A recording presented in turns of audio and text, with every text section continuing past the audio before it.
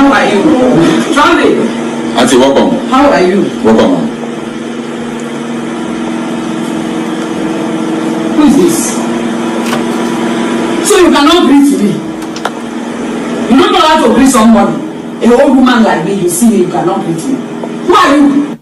Don't talk to me like that. Am I your mate?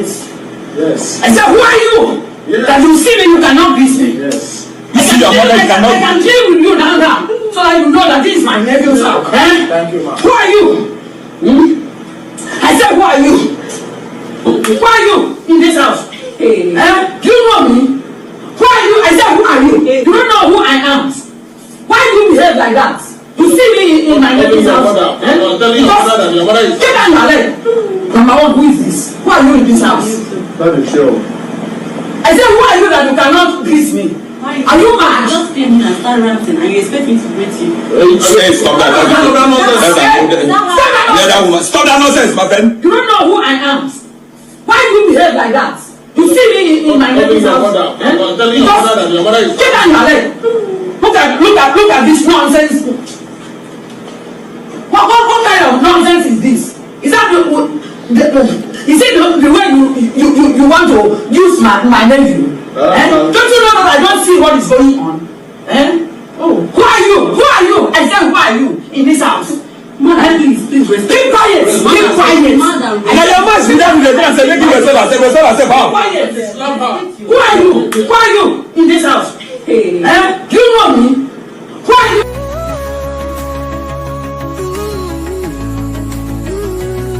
Let's slow it down, let's talk it through. Intentions clear, what's real, what's true. No fairy tales, no empty claims. Love is effort, not just names. Ask the questions people skip. Commitment shows and follow through, not lips.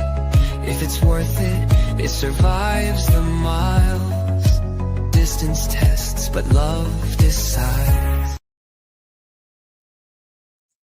Hello guys, happy Sunday and welcome back. How are you doing today?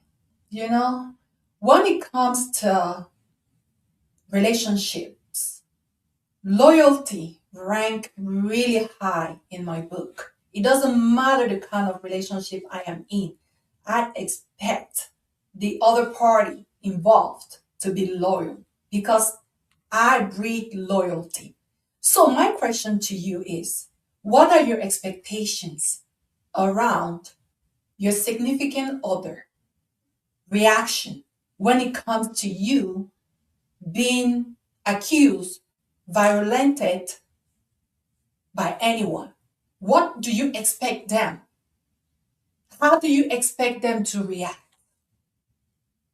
And in the other hand, how would you feel if a gift was taken away from you by the gifter?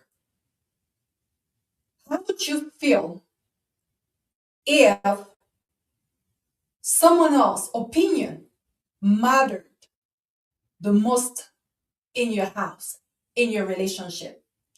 That is what our letter for the day gonna be about. But again, before we read it to you, we are gonna review what happened this week under the spotlight. So welcome back, guys. My name is Michelle D. I am gonna be your host today, and I am excited that you're here. So, and my co-hosts are in the studio already. I see that CB is on the screen. Hi, CB. Happy Sunday and welcome back. Hi, ma'am. Happy Hello. Sunday. Happy Sunday and happy Mother's Day to you and every amazing mother out there. Good Thank you evening, so much. everybody. So Giving it's you your happy flowers. You Mother's guys are Day. amazing. Thank you so much, my darling. So it is Mother's Day where in Africa, is it the same in Europe? Because in America, we usually celebrate that around around May 8th or 10th, somewhere around there. Like the Ma, first to Sunday be. of May. Okay, go ahead. No, I'm listening. Hello? Hello, I can hear you. You were saying Yeah, something. No, I was just saying that here we celebrate that, I believe, the first Sunday of May. So, which is why I wasn't You're aware. But breaking up. thank you so much. Am I breaking up? I can hear you now. I don't know why you were breaking up before.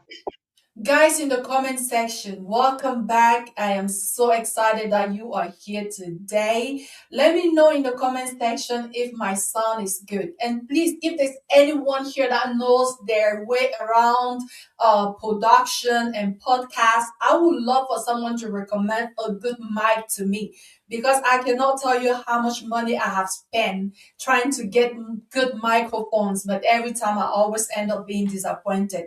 So if anyone can drop a tip in the comment, please let me know. Or if you're friend with me on Facebook and that you can send me some recommendations, I'll be happy to look into it. So yeah. Guys, I mean we're here now. I see someone else is in the studio. Hi, Luke.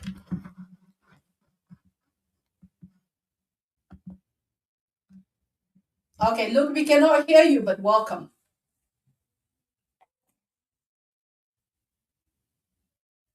Okay. So, Stevie, we are going to start by reviewing what happened under the spotlight this week, and we have quite a few today. We started with that video of Good evening, mother-in-law. ma'am. Oh, good evening. How are you? I'm fine. Happy Sunday. Happy Sunday to you. Yeah. Good evening, CB. So, how you Okay, doing, ma'am? I'm good. I'm good. I'm here. I'm wonderful. God is good. How are you? You doing well? Yeah, yeah. Thank God. Thank God. Okay. All right, guys. Thank you, Juliet. Juliet just said in the comment that she can hear me. I don't know why is we are not having a lot of people tuning in, guys, in the comment section. Would you please like? Would you please share? Share on your status, like Facebook story, WhatsApp status, just to kind of like alert more people to tune in. Okay. Uh, we lost look, but CB, like I was saying. This week we have quite a few things that happen under the spotlight, and I want us to kind of brush through it really quick. We are going to start with the video that I introduced the show with. That aunt-in-law that came in the house and started just like you can tell that she came on a mission, right? She was on a mission when she got into that house, and she's like, "You can't greet me" and stuff like that. And the husband is not even budging; it's just sitting there and be like, "Yes, yes." Is that how you will treat your mother? You wouldn't greet her? And some people, I mean, this video has been trending this week, and some people were like, "Oh, it's just a script," and some other people are like, "No, it's real." But either way, I have heard this kind of stories. I even know someone personally that Hmm. has gone through this.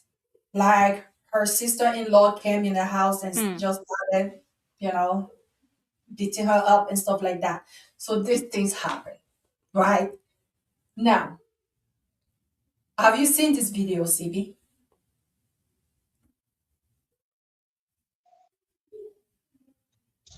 Yes, ma'am. I've seen the video. Can you hear me? Yes, loud and clear. Hello? Yes, Your screen is frozen. I don't know. Can you hear me, ma? my screen is frozen. Yes, I can hear you. Okay, you're actually moving now. Okay. Yes, I saw the video, but some people are actually saying that it's a skit, that it's Yes. not real. But we do know that things like this happen in real life though. We know. Mm-hmm. We know things like this happen in real life, but someone is saying it's a skit. I read some comments where some people were like, "Oh, this is not real. It's a skit," and all of that. So yeah. Mm. So, like I was saying, things like this do happen. You Yes, know, it does. I've noticed in my personal life, I've seen something like this happening. And you can tell that this, how many people, how many men, because I believe this is the foundation of such an issue, run to their families to complain of things not working in their house, in their marriage. I believe this is the foundation. This is the root of this kind of issue. Yes, I think this man has some have some issues personally, but I also think that this kind of disrespect settle in when we start taking our problem to our families, because family don't forget, right? Families don't forget. Maybe you get offended by your wife and you go tell your aunt, you go tell your mom, and then sometimes you even pass the issue, but your family will not. They will still remember that.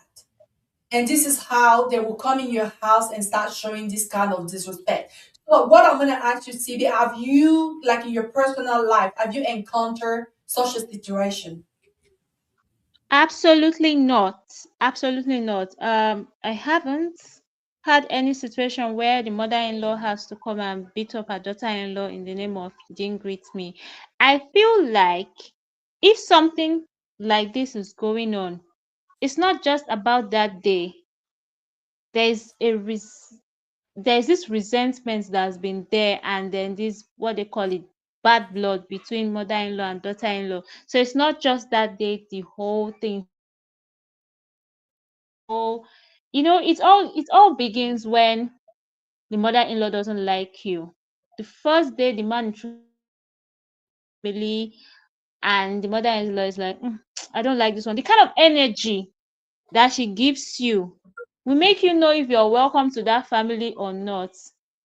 And the truth is, um, no matter who you are, not everybody in that family you are getting married into will love you. That's true. But then the most important people are your mother-in-law, your father-in-law, your sister-in-laws, your brother-in-law. I think pretty much if these people have your back, you are good. But in this case, the man was sitting down doing nothing. Like, he literally watched his, although they said she's an aunt, not really the mother-in-law, but we can still call her mother-in-law because, I mean, your aunt is kind of like your mother-in-law, right?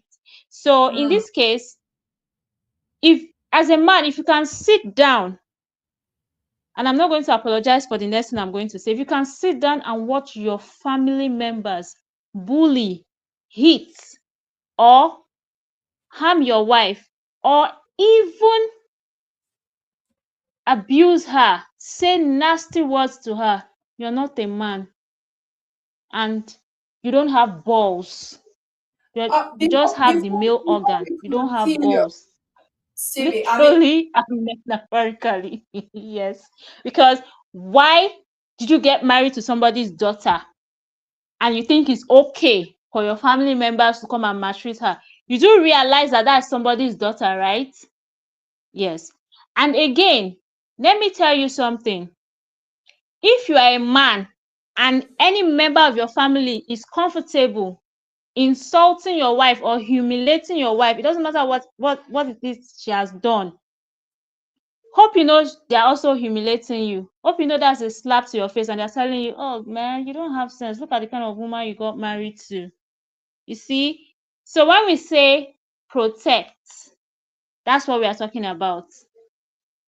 No, no family member of yours has the right to hit mm, your wife. Oh my God. I repeat, no family member has the right to hit your wife. Because this whole thing of you didn't see me, you didn't greet me, do you think that she just wants to not greet you? There is more to the story. Like the ones that actually happen for real. You will see a mother-in-law and a sister-in-law. And in most cases, that sister-in-law, she's not even married though. Most, no offense to single ladies. I'm a single lady too, but most of them are bitter. When they see their brother's wife, it's like, let's frustrate her life. Come mm, on. You know, and let me say this quickly. I don't care who you are, ma, sir. Once your brother or son is married, you don't have any rights in their house. You are a guest. That house belongs to his wife. What she says stands. What she decrees is law. Her word is literally law. If you understand that as a man, if you can make up your mind and say, look, if you disrespect my wife, you have disrespected me. Even if they don't like her, they are not going to disrespect her. because they know you are not going to tolerate it. So when you see in-laws disrespecting a sister-in-law or a wife, let me put it wifey, just know that the man is a weakling. Sorry, you're not a man, you're even a boy. Because a real man will not watch his family disrespect his wife. Why are you there? You are watching. The most annoying part is these men will not expect the woman to still love and respect him. After being humiliated in that manner, you still expect her to love and respect you. How? Make it make sense. Does it make any sense? If you're not ready to protect somebody's daughter, don't get married to her. And there are some women that truly will not tolerate it. In fact, that lady, she has she has she has patience. So me, I'm going to defend myself. Though it will not be a case of I'm disrespecting an elder. I'm sorry, I'm not sorry. You cannot come to my house and come and hit me. If you have a problem with me, talk to my husband. Let my husband talk to me. Don't come at me, because the truth is, even if my husband decides to forgive me, let's say, for example, I did something wrong, his family members, my in-laws, will not forgive me, because they'll Which be is like, it which yes, is it will be that's stuck in their head that she did the issue this. in your house. This is Yeah. what she did. Yes. And please, dear in-laws, respect yourself. Especially sister-in-laws. You single sister-in-laws, most of you in Africa, most of them are bitter. I don't know if it's frustration that they are not married or something. You just feel like my brother's wife. Okay. And since my brother got married to you, he has stopped sending us money. His wife is now his priority. If he was sending you 100K monthly, it can reduce to 20K and go and look for work. Your brother should not.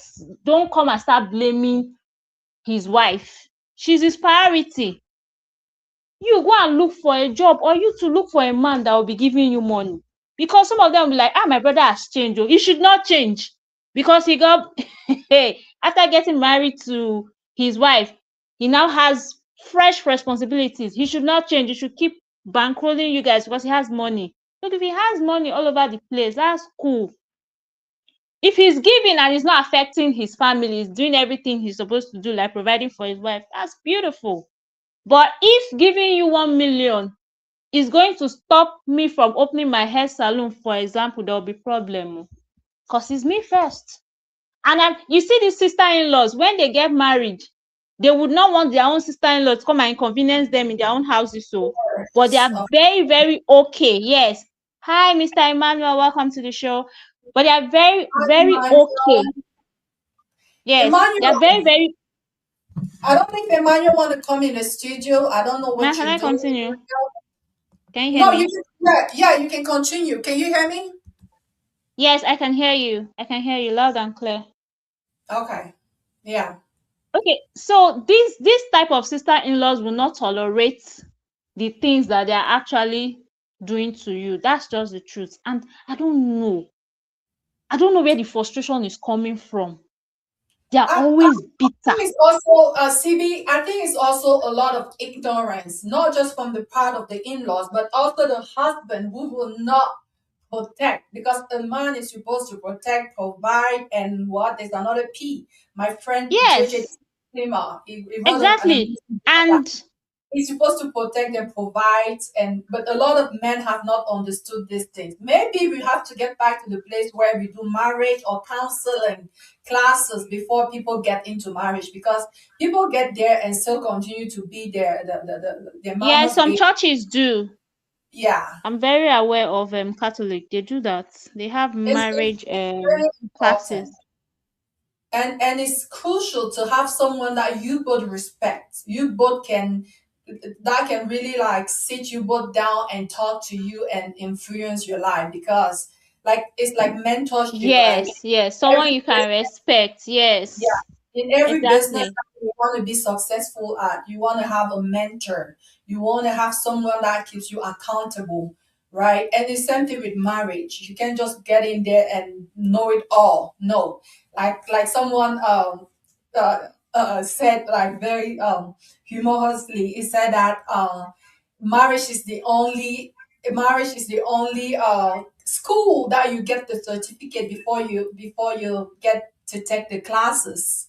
You know, so you get into that marriage, they give you that certificate like pass, but now you take classes. Who is giving you those classes? You don't expect yourself to get in there and know it all. It's impossible. You're setting yourself up for failure. So it's important to have someone that you listen to, that will keep you accountable, that will get you back in order if you were ever to drift away.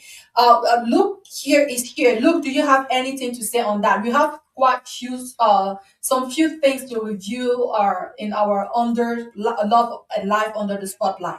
Before we get into the next one, Luke, do you want to add anything?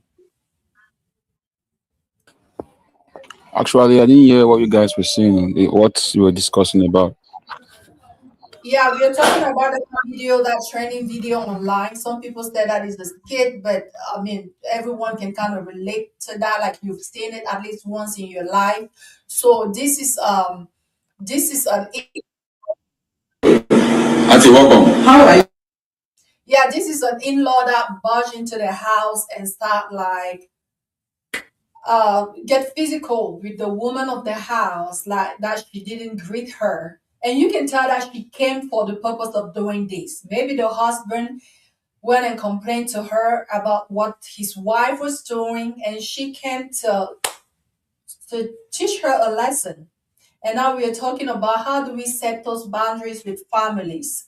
Have you yourself encountered such a situation? Like I said earlier, I've seen this before. I've seen this. I've seen families come and just get physical with the wife because maybe she was misbehaving or stuff like that. I don't know if you have a case that you have encountered in this regard, or do you have anything that you want to add or say? Okay, I'm coming, I'm coming. There's noisy, I'm coming. Okay.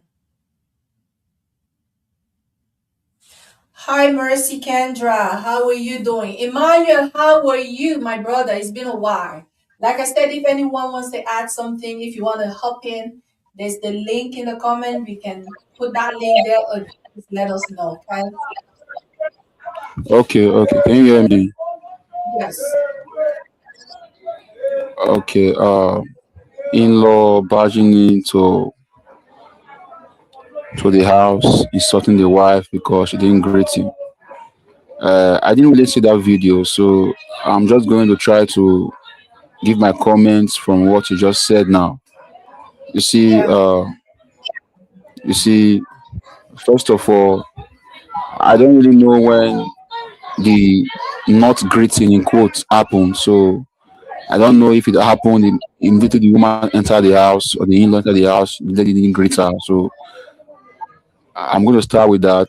You see, it's very important that respect our elders. So greeting is very, very important. You see, your in-law, they are your in-law, so you greet them. That's my first point. And secondly, there's going to be boundaries. There's going to be boundaries between as a man when you get married you need to set boundaries. Even as a woman when you get married you need to set boundaries. Not always the man setting boundaries. Even the woman too can set boundaries between her own family.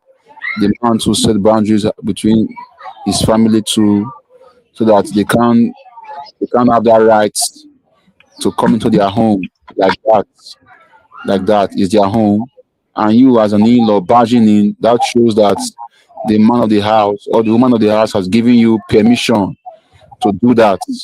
And it's very, very bad. It's very, very bad. I don't condone that. You can't do that. Even we even me as a child living with my parents, I don't think I've seen my father's relations do that in my house. It's not done. It's not done. I don't think that is okay. Even it happened one day when we were living with my parents when we were young. My father's relation came in. They were just shouting at us. It was my elder sister that shouted back at her. Something happened, and my dad reported us to my to his relations, and they came in shouting at us. It was my elder sister that returned the shout in anger, and the guy Mm. was like surprised. Who gave you that audacity? We were young, but when I was growing up, I began to see that strength from my sister, and I respect her with that. And the man was just like astonished. He was dumbfounded at that instance. What gave her the audacity? Since that day, the man didn't come again to our house. The man didn't come again to our house. When my dad came, my dad was trying to shout, but I told her, no, no, no, it's not. Uh, my sister was okay. How can someone just enter our house and start shouting like that? This is your house. This is your house. It's not done. And since that time, that man shouted at my sister. That man he has not even come to our house again. Whenever we go to the village, when the man sees us, we just smile like that, stuff like that. We just greet him, smile like that. But I think that set the boundaries. He knows his place. So I think as a man, as a woman, there need to be boundaries between you and your family, or between you and our family. You need to set that boundaries. That's what me, man. All right. Thank you so much. Now let's get to the next thing. Cindy, I want you to tell me about this because I didn't really have time to research. So what's up with this, Cindy? What is happening in what's that country? In Rwanda. What is This happening? What happened? polygamy is polygamy is illegal in Rwanda. No man is allowed to marry more than one wife. I mean, I feel like I mean, Jesus is Lord. This is amazing. Maybe Can I comment they on can that? call. Okay, look, go ahead. The floor is yours. No, sorry to cut you short. But you see, I saw that story and I did some research about that Rwanda stuff. You see, polygamy is polygamy is illegal there, but I think it's illegal in the law, but traditionally it's not illegal. As in, a man can still marry more than one wife in Rwanda. If you do your research very well, you see it. But in the court, legally, officially, they know you have one wife, but you can still have other wives that you have that people don't know about. I think it's illegal officially. If you know what I'm talking about, officially, people know that you have one wife, you are married to one woman. But traditionally, outside your house, you can still have other wives. Just do your research and see to it. Okay, so Luke is telling us that so you can still have many wives in Rwanda, but it's only one that you can marry legally. Is that correct? Look. Yes, yes, that's true. That's true. In Nigeria, for example, Yeah. in Nigeria, for example, it's just like a president or a governor having many wives. And when they want to give their first lady, they give it to the one they love. But you know they have other wives. People know they have other wives, but that is officially that's the one they know that is his wife officially. That's also what's happening in Rwanda. I think Mm, officially they have one wife, but a man can still have other wives. Though those ones are not recognized by law. That's my point. okay, I want to share something with you guys. Sibi, is that correct? And Coach before you go, Michelle, Hold on, before what? you go to that, guys in the comment section, please continue to like, guys. I don't see hearts going because I can see that here on my computer. And also, please share. I see that Ted is here. Ted, thank you for being here. Ted is new to this channel. Please share. Thank you. Go ahead, CB. Okay, Ma, can you hear me? Yes. Yes. Hello, can you hear me? Yeah. Okay, I, I think the whole polygamy being illegal in Rwanda. Look, is that's your opinion, but I feel like they are not encouraging polygamy.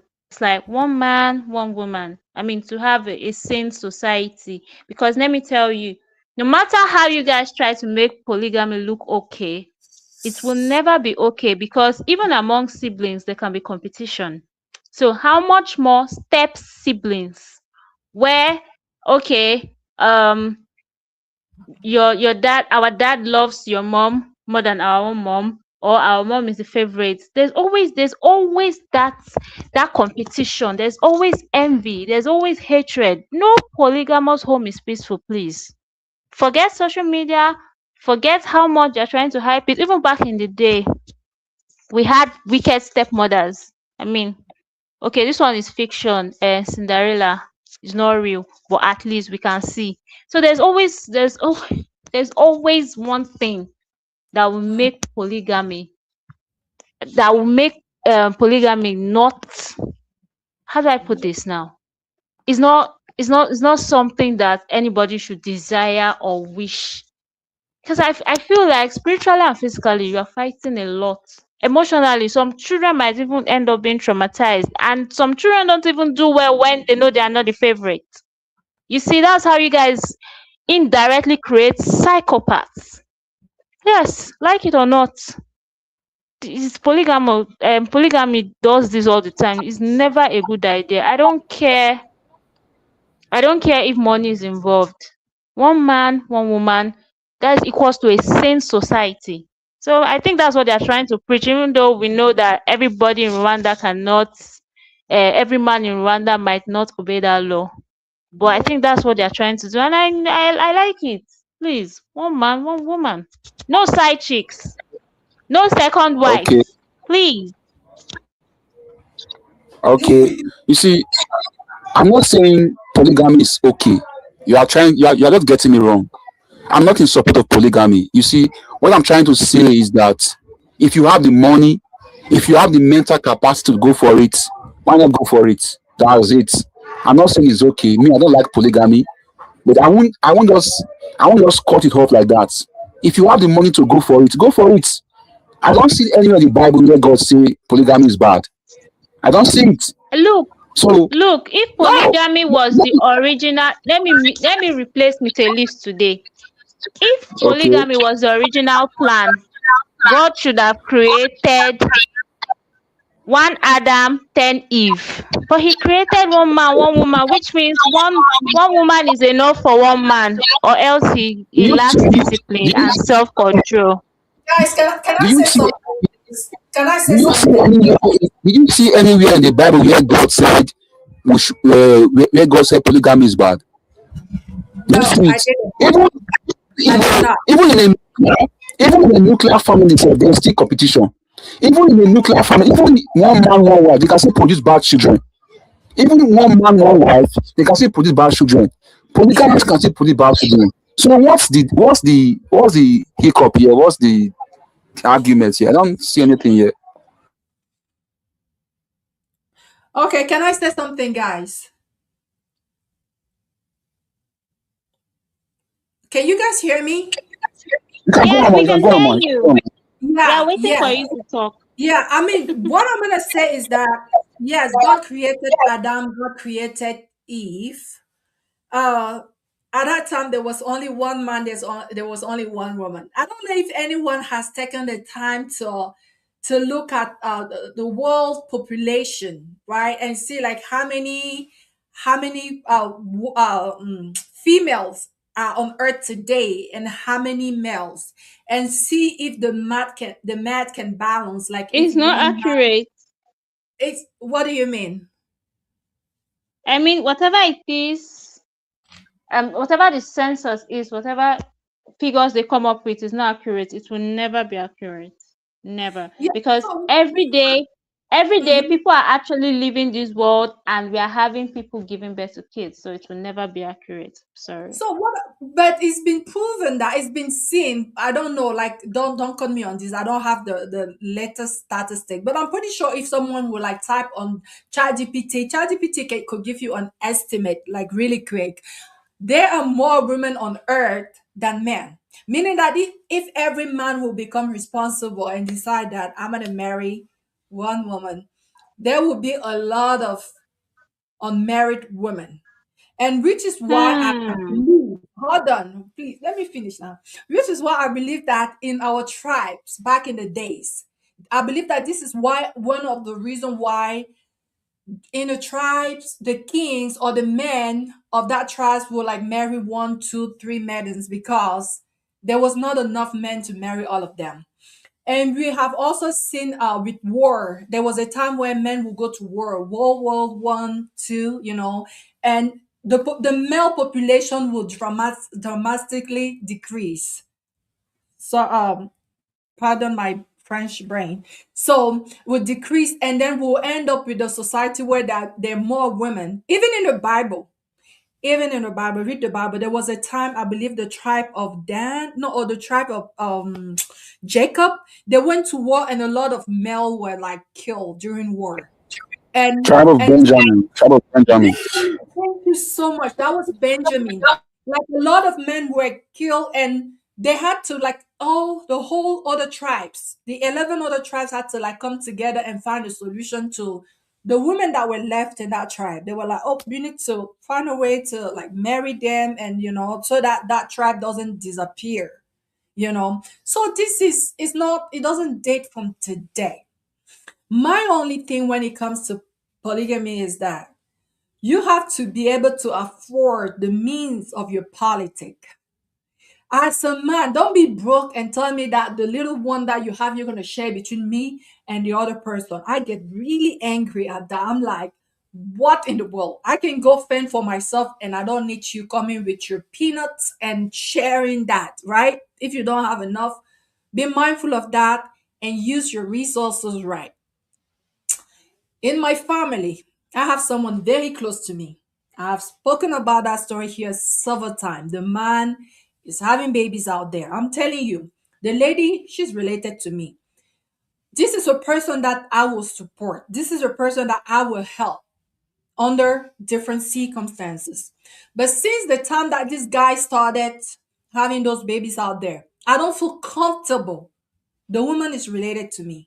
I don't feel comfortable helping her anymore because I'm like, I don't want to waste my resources. I would rather give it to a stranger.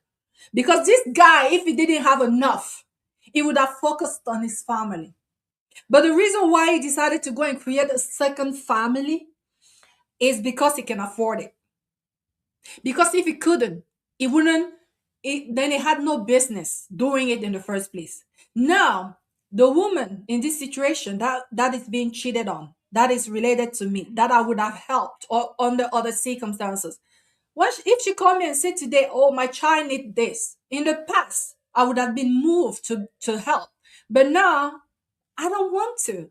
I'm like, no, he should be able to take care of his child. I mean, he's having other babies out there. That means he should be able to afford it. This is my only problem when it comes to polygamy. You don't have enough, but you want to play like big boys? No, don't do it. And now you want people to come and tip in and help you take care of your family? No, I won't do it. That person won't be me. So I shared a picture here and then I took it. Let me put that back on the screen. This lady, she's a Cameroonian influencer at the stage. Her name is Noelle Kemwe. I didn't even like we were talking about this and then I thought of her because she got married this past week and it's been trending in the Cameroonian community. She has over 1 million followers on Facebook. She had 4 kids by 3 different dads. I would have found her video where she was dancing. There's a video of her dancing on Facebook and be like, people be saying that if you have 4 babies by three babies, daddy, you will never get married again. You all come and talk again. Like she's like just charming and just like dancing and just mocking people who have mocked her all these years. She's like, look at me. I have 4 babies, 3 babies, daddy, and I'm getting married. And the man I'm marrying is not the father of any of my 4 babies. Just to, give hope to some ladies out there if you thought that your case was hopeless. Yeah. But now I came to find out that the man that she's marrying resides in the United States. She is in Europe. She's like in Belgium or France, somewhere there. This man allegedly has another wife here in the United States. So they went home and they got married because in Cameroon, polygamy is legal. So I was discussing this with one of my Cameroonian friend who lives like here in the community, and I was like, well, to be honest, it's not doing anything illegal. In the United States, you cannot do this. It's going against the law. In Europe, you cannot do this. It's going against the law. But guess what? They went to Cameroon to get married. It's legal there. So technically, you can do it, you know. I mean, I don't know what your thoughts are on this, Sibi, but this is just also to say that the reason why I wouldn't judge polygamy very harshly is because I feel for unmarried women or the extra population that will remain unmarried if every man will only take one wife. But again, if you can you have to be able to afford it. So yeah, let's take some comments. Chinko said that now women they suffer. Sivi, let's get some comments before we continue. Oh my gosh. Is Sibi here?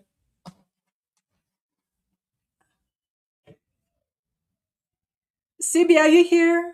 Oh my god, we lost Sibi. Let's see. Oh, Miss Elise has been here the whole time. Hi, Miss Elise. Good morning. How you guys doing?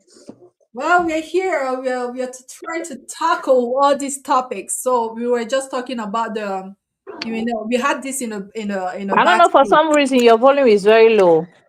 Are you serious? Oh my gosh. Oh no. I don't Yeah, like I don't know it. if it's just me. Very, very loud. Increase all my volume. Still, I can't get you. Oh no. I mean, I'm getting you, but it's so low. Yeah, this shouldn't be. Hi, Mm-hmm. Miss Eileen. Hi, CB. How are you? Happy Go. Mother's Day to you. No, it's not Mother's Welcome Day. to Oh. Thank studio. you, though. It's Mother's Day here, ma. Please just accept it. Yes, ma. That's why I say thank you.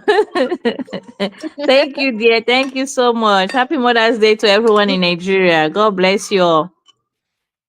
Ma, Miss can I take the Elise, comments now? hold Can on, you hear me? hold on. Is my voice any better?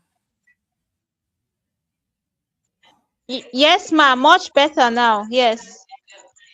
Okay, yeah, go ahead and take some comments, please.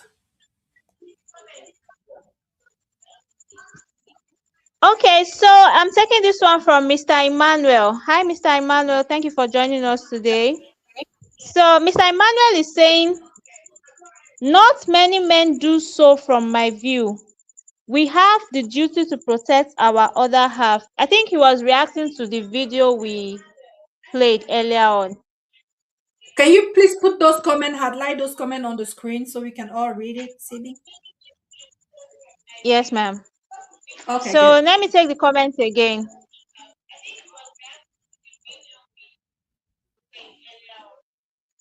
My network. Okay,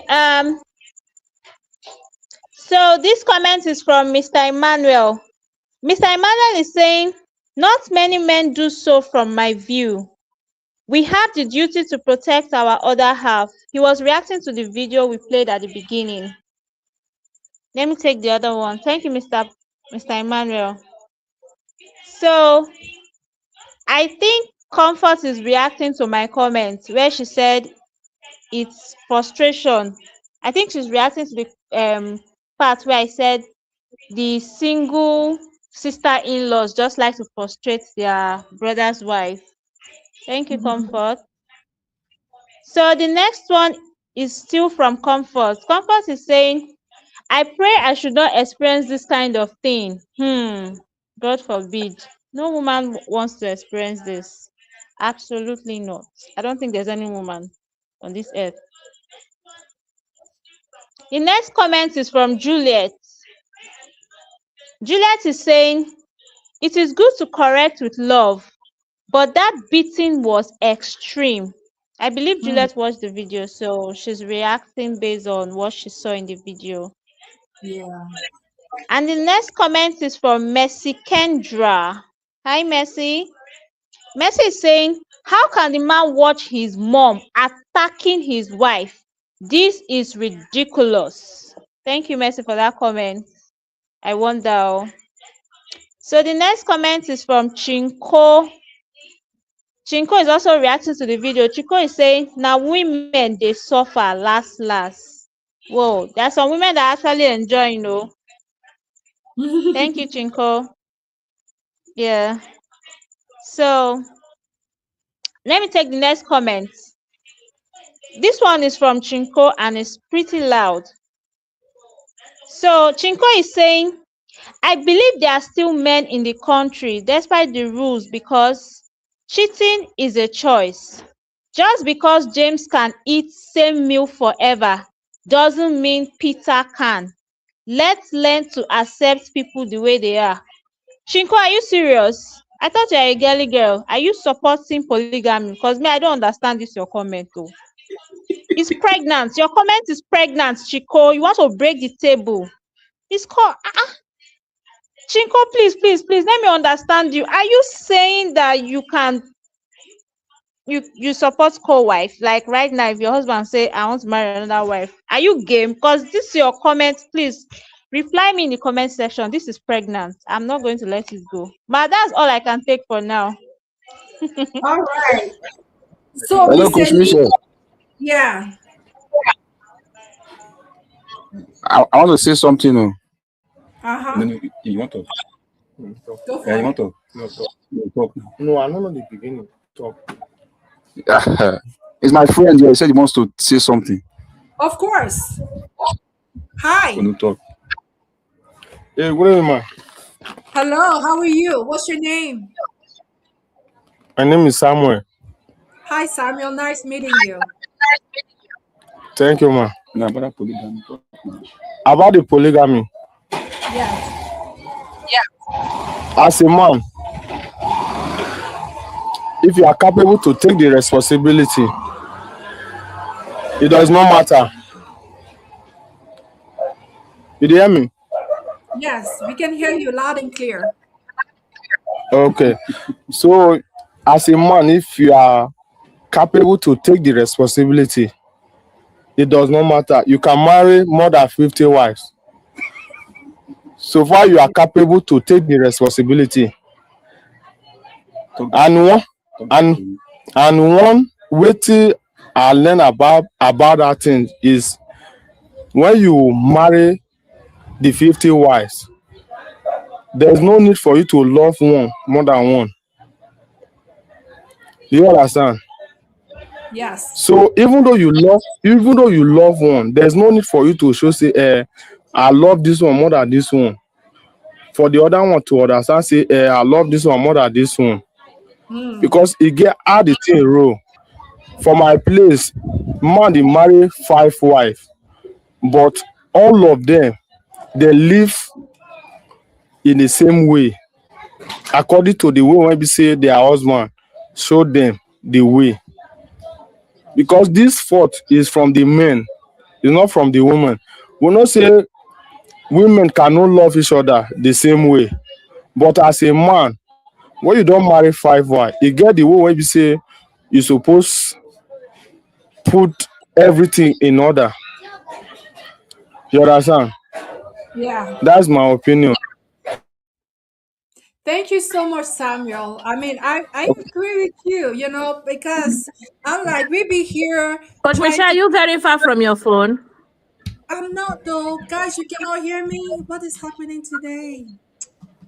we can Look, hear you. We can hear you, We man. can hear you. the microphone is right here. And my I volume is can hear all you. the way. My volume is all the way up. No, okay. I Yeah. can hear you. So what I was gonna say That's is me. that Samuel, thank you Okay, so let me much. go and come back because I hardly hear you, ma'am. Yes, yes. Please, when she comes back, remind me to Yeah, but Stevie. it's facing anyhow. Oh my God. Look, can you mute? There's a lot of background noise. We can hear you. We can hear you, man. Okay. So what I was saying is that please CB, once Miss Elise come back, please add her.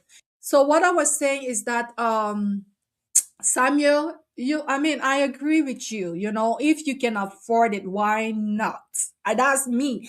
And I'm just like, I am not okay with us just crucifying that tradition. Like, I know it's more African than anything else, but I'm like, hey, Western countries, they have their way of doing their stuff, which is not always biblical.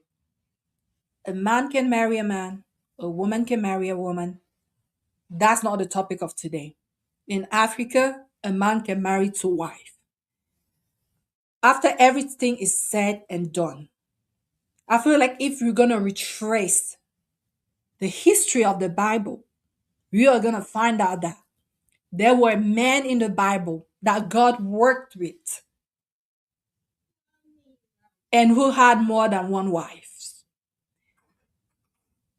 I'm yet to see a man that was married with a man in the Bible, or a woman that was married with a woman in the Bible. I'm yet to see. But again, that's not the topic of today. I'm just saying that this is something that is rooted in Bible history, and we see that in Africa. And I'm not okay being an African and coming here and being like it's wrong. I've seen it in the Bible, and God has never explicitly said that it is wrong. I'm not gonna come here and be God. Now, would I want to be in a polygamous situation? If you're a billionaire, why not? And Samuel,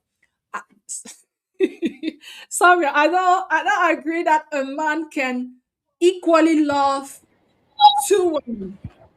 You understand? I don't agree. Hold on, look. I know you want to say something, but let me learn, please. I don't agree that a man can equally love two, three, four, five, 10 women. But if I was in that situation, first of all, first thing criteria that you want to be able to meet is have money, be a billionaire, like be able to afford more than one house, right? And be respectful. I don't agree that you can love us the same. You can love those women the same way. Be respectful toward all of them. Be fair. Can you be respectful toward your 10 wives? Yes, you can. Can you be fair to your 10 wives? Yes, you can.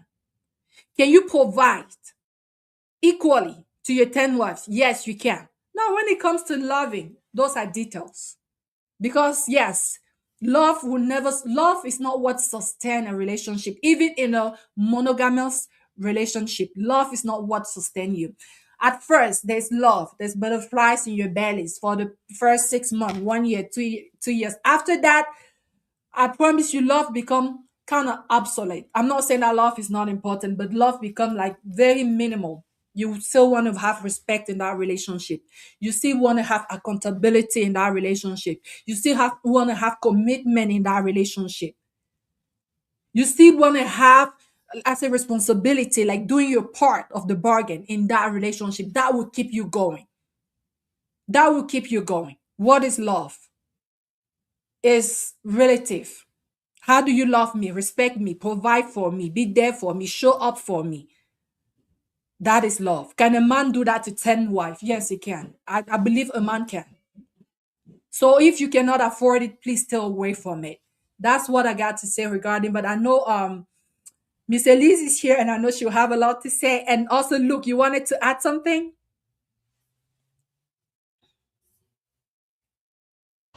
No, ma, no, ma. Okay. Okay, Miss Elise, let's hear from you. What are your thoughts on that? And let's remember this is the topic. Mr. Samuel, welcome. Welcome, my brother. Mr. Samuel, are you there? Yeah, I'm here. Mr. Samuel, I have a question for you. I have two questions. First question, can you share a woman with another man in the name of love and wealth? You said? I cannot hear you. Yes or no? There's a lot of background noise. Not from me. Oh. Yeah, it's from the Okay, Samuel, can you share a woman with another man in the name of love and wealth? No, The next question: do you think you're more human? No, you say no. What makes you feel that the woman does not feel what you feel, and what makes you feel that you're a superhuman? That you have to think that a woman can do what you cannot do, and she does not have feelings like you because you think that she's a okay, but we are not sure. You think that she's a mobile animal and she doesn't have feelings. You cannot, but she should. What makes you feel that way? I want an answer, please.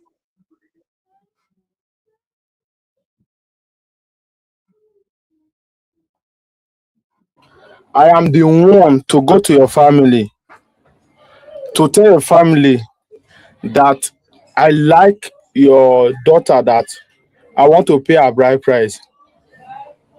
As an African man, there's no woman in Africa that go to man families to tell them, say, I love una son, to pay in bride price. Do you know? Do you aware of that?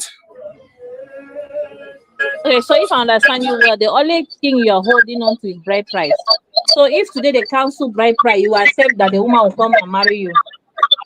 As an African, So I understood what you said. So you're not telling me that in Africa they don't consider women's feelings. They consider that women are not human beings. Men cannot take the fact that they can share a man, share a woman with another man because your ego, because you have feelings, because you want to kill yourself.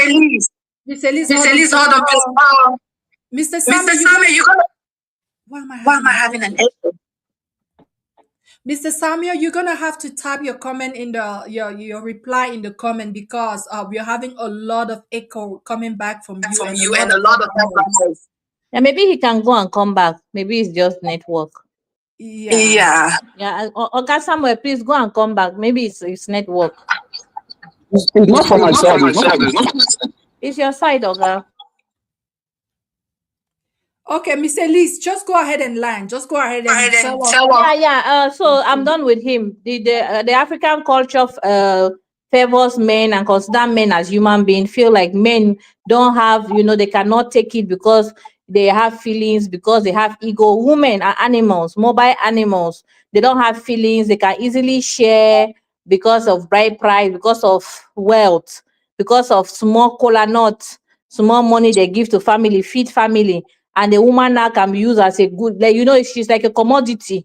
I acquire you from your family. So your feelings die, your ego die, your honor die, your respect does not exist. They can even take 3 women and put into one house where the women will be cohabiting together and you'll be hearing the other woman making love with your husband. Yee, ha, oh, all the sounds, and then you wake up in the morning and do breakfast and say, darling, how was your night? So women are not human beings. A man cannot even hear that his partner kiss somebody. He wants to collapse. He wants to have BP. Talk less of being in one room, in the living room, watching TV and hearing the wife feeling all the pleasure from another man. And in the morning, you say, guy, how was your night? You're doing well, man. Your man cannot take it. You both should stop all this rubbish you're inflating on women. You both should, the earlier you stop it, the better for you guys. What you cannot take as a human being, your Bible tells you, do unto others what you want them to do unto you.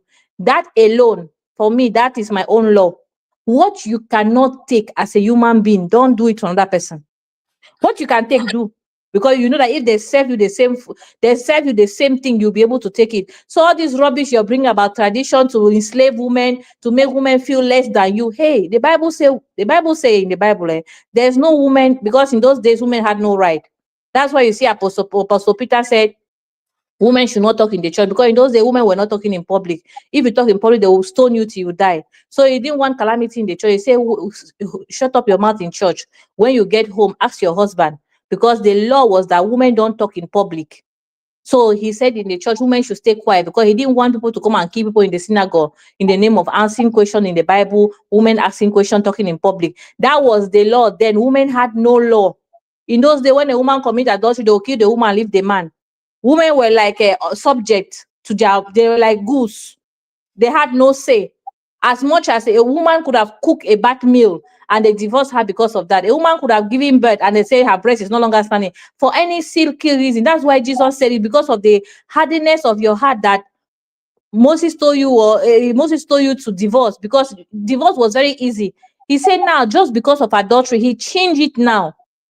And when they wanted to stone the woman, he said, okay, the person have not seen. Oh, yeah, stone her. Nobody showed up. So even Jesus came and show you people that we are all equal before God. If you read very well, I forgot the Bible verse that say, now there's neither Jews, there's neither Pharisees, there's neither man or woman, neither slave nor free. We are all equal in Christ. Apostle Paul said it for those going to church. So if you think that you are equal, you are a human being as a woman, and you are a Christian. For the Muslim, Coach Michelle, for the Muslim, Coach Michelle, let me say this: there is a trap. You just mentioned it. A man cannot love women equally. But even their prophet said you have to love them equally, treat them equally. And that was a trap. No man can love two women equally. And because we know that it's not humanly possible, I think even Muslims should not have 4 wives, because they're not abiding by that rule to love them equally and treat them equally. And it's not possible. So it's not possible. So even the Muslim, it's not possible. So if you know that you're a Muslim and you know that you are superhuman, you can love people equally, show up. It's not possible. So even a Muslim man that have 4 wives already committing a sin, because you cannot love them equally. So let's leave that one aside. People should just, for me, there's one rule: what you cannot take, don't dish it out. That's it. So, Mr. Lee, yes, ma'am. I don't know, I'm having echo. Hold on, I'm gonna make it. Okay. So, Miss Elise, you're very passionate about this topic, and I love your passion. I love that you're not budging from your point of view. You stand firm over the fact that if a man can marry more than one wife, a woman should also be allowed to marry more than one man. But my first question to you is, when we look in the Bible, like there's nothing new under the sun, and we are not going to reinvent the society. So when you go back and look, I would like for you to point one example of a woman having 2 husbands at the same time. Maybe we can please, let me finish. I have another question for you. So maybe we can also learn from that example, right? That's the first question I'm going to ask. The second question is, I like to be practical, because when it comes to life, I want to be realistic. I don't navigate with my emotions, with my sentiments, with my feelings, because I like to be practical. And that's why I highlighted this comment from Chinko. She said that both Rwanda and Uganda has more women than men. Most men were killed during coup. I'm not quite sure what coup is. So what would you suggest as a solution to this society, Mr. Lee? So I have 2 questions for you. First of all, give us a case in the Bible where a woman had 2 husbands, and that we can like learn from. And secondly, what would you recommend? Let's assume you're the president of Uganda or Rwanda, and you are in a country where there are like 1 million more women than men. What would you suggest as a solution to that country? Okay, let's go back in the Bible. Abraham, God told him to wait. Sarah was even laughing when the angels were coming, saying she will give her. Say, look at that, your God. Look at, I'm already old. You better go and have a son. So it's because of impatience and disobedience that Sarah told Abraham to use his servant and have a child. He did not marry her. Listen very well. Abraham did not marry the servant. He just lay with her and had a child. And we see that Abraham disobeyed God out of disobedience. And now when Sarah told him to chase away the woman, he went to God. You people should go and read it. And told God that Sarah want me to chase this woman away. What should I do? You know what God told him? Do what Sarah asked you to do. Because even God knew that 2 women cannot survive in one house. God, he told him, he would have said, I know, I'll create peace, tell Sarah to be patient. No. God told him, go and do what Sarah asked you to do, because God knew that you cannot serve 2 masters. He said that you love one and dislike the other one. And 2 women, even God said he's a jealous God. So God understood the jealousy in Sarah. So he told Abraham, go and obey Sarah. Go and read it. When we look at David, David killed somebody to take the wife, and he was punished. God did not forgive him. To show you that God's plan is not for you to have two wives. He killed somebody's wife and lay with her, and then somebody's husband, he took somebody's wife, had a child with her, and God punished by killing that child. Because that child will not live. To show you that God was not for that union. If God was for polygamy, he would have said, okay, I forgive you, but you would have done it otherwise. No, God killed that child to show David that this is not my plan for you. But when God forgive him, God just let it be like that, And when we see Solomon was a man after God. But when you see Solomon, when he started taking other women, he went against the will of God. He took women that were serving other gods. And you see that in Solomon's walk with God, he's backslided so many times. But because God was a God of mercy, he keep on forgiving him. When you look at those people's life, there are no good example in them. No good example about second wife, about disobeying God. There's nothing good to take home. It's not because these people are human beings and they fail and they ask for forgiveness, God forgive them, that they are now an example to follow. No. The Bible says a man will leave his father and mother and join to his wife, not to his wives. So it's one man and one woman. That's God's plan. Now, if people disobey, today people say, oh, if we were Adam, we will not disobey. They're committing fornication. They're lying. They are doing so many sins, even worse than the devil. But they'll tell you, no, if I was Adam in the garden, I will not eat that food. Even if Eve bring it, I will tell her, no, I will stand my ground. Today, do you stand your ground? You're the one lying, doing all the rubbish that is still sin. So, Coach Michelle, those three people are not an example to follow for the Christian family.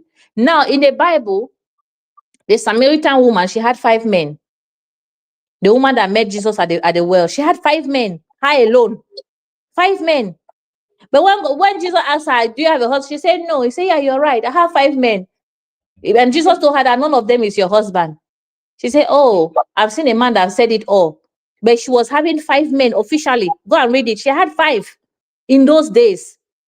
Asha will not start today. Women will get 2, 3 men, not start today. So it was there. Samaritan woman, she had 5 in her days. And she like, how did this man know my life like that? So for me, for the culture, for biblically, it's not because Coach Michelle, you fall, God forgive you, that I have to fall like you to say, after all, God forgive you, I can do like you. No, I have to run away from that kind of life. I should do better. Your life should be an example to say, no, Abraham could have waited. Sarah could have waited, because even not waiting, disobeying, caused her trouble. David make this woman lost her husband because he was a boss. He killed the husband, took her by force, impregnated her, and God killed her child. A punishment, double punishment for David and for the woman. She lost her husband. She now lost her child because of what? Greed. Because of what? Immorality. It's not a good example. Solomon, look at Solomon's life. His children were killing themselves up and down. Calamity everywhere. Look at Solomon's life. Nothing to write home about with his multitude women. There's nothing to write home about it. Go and read Solomon's story.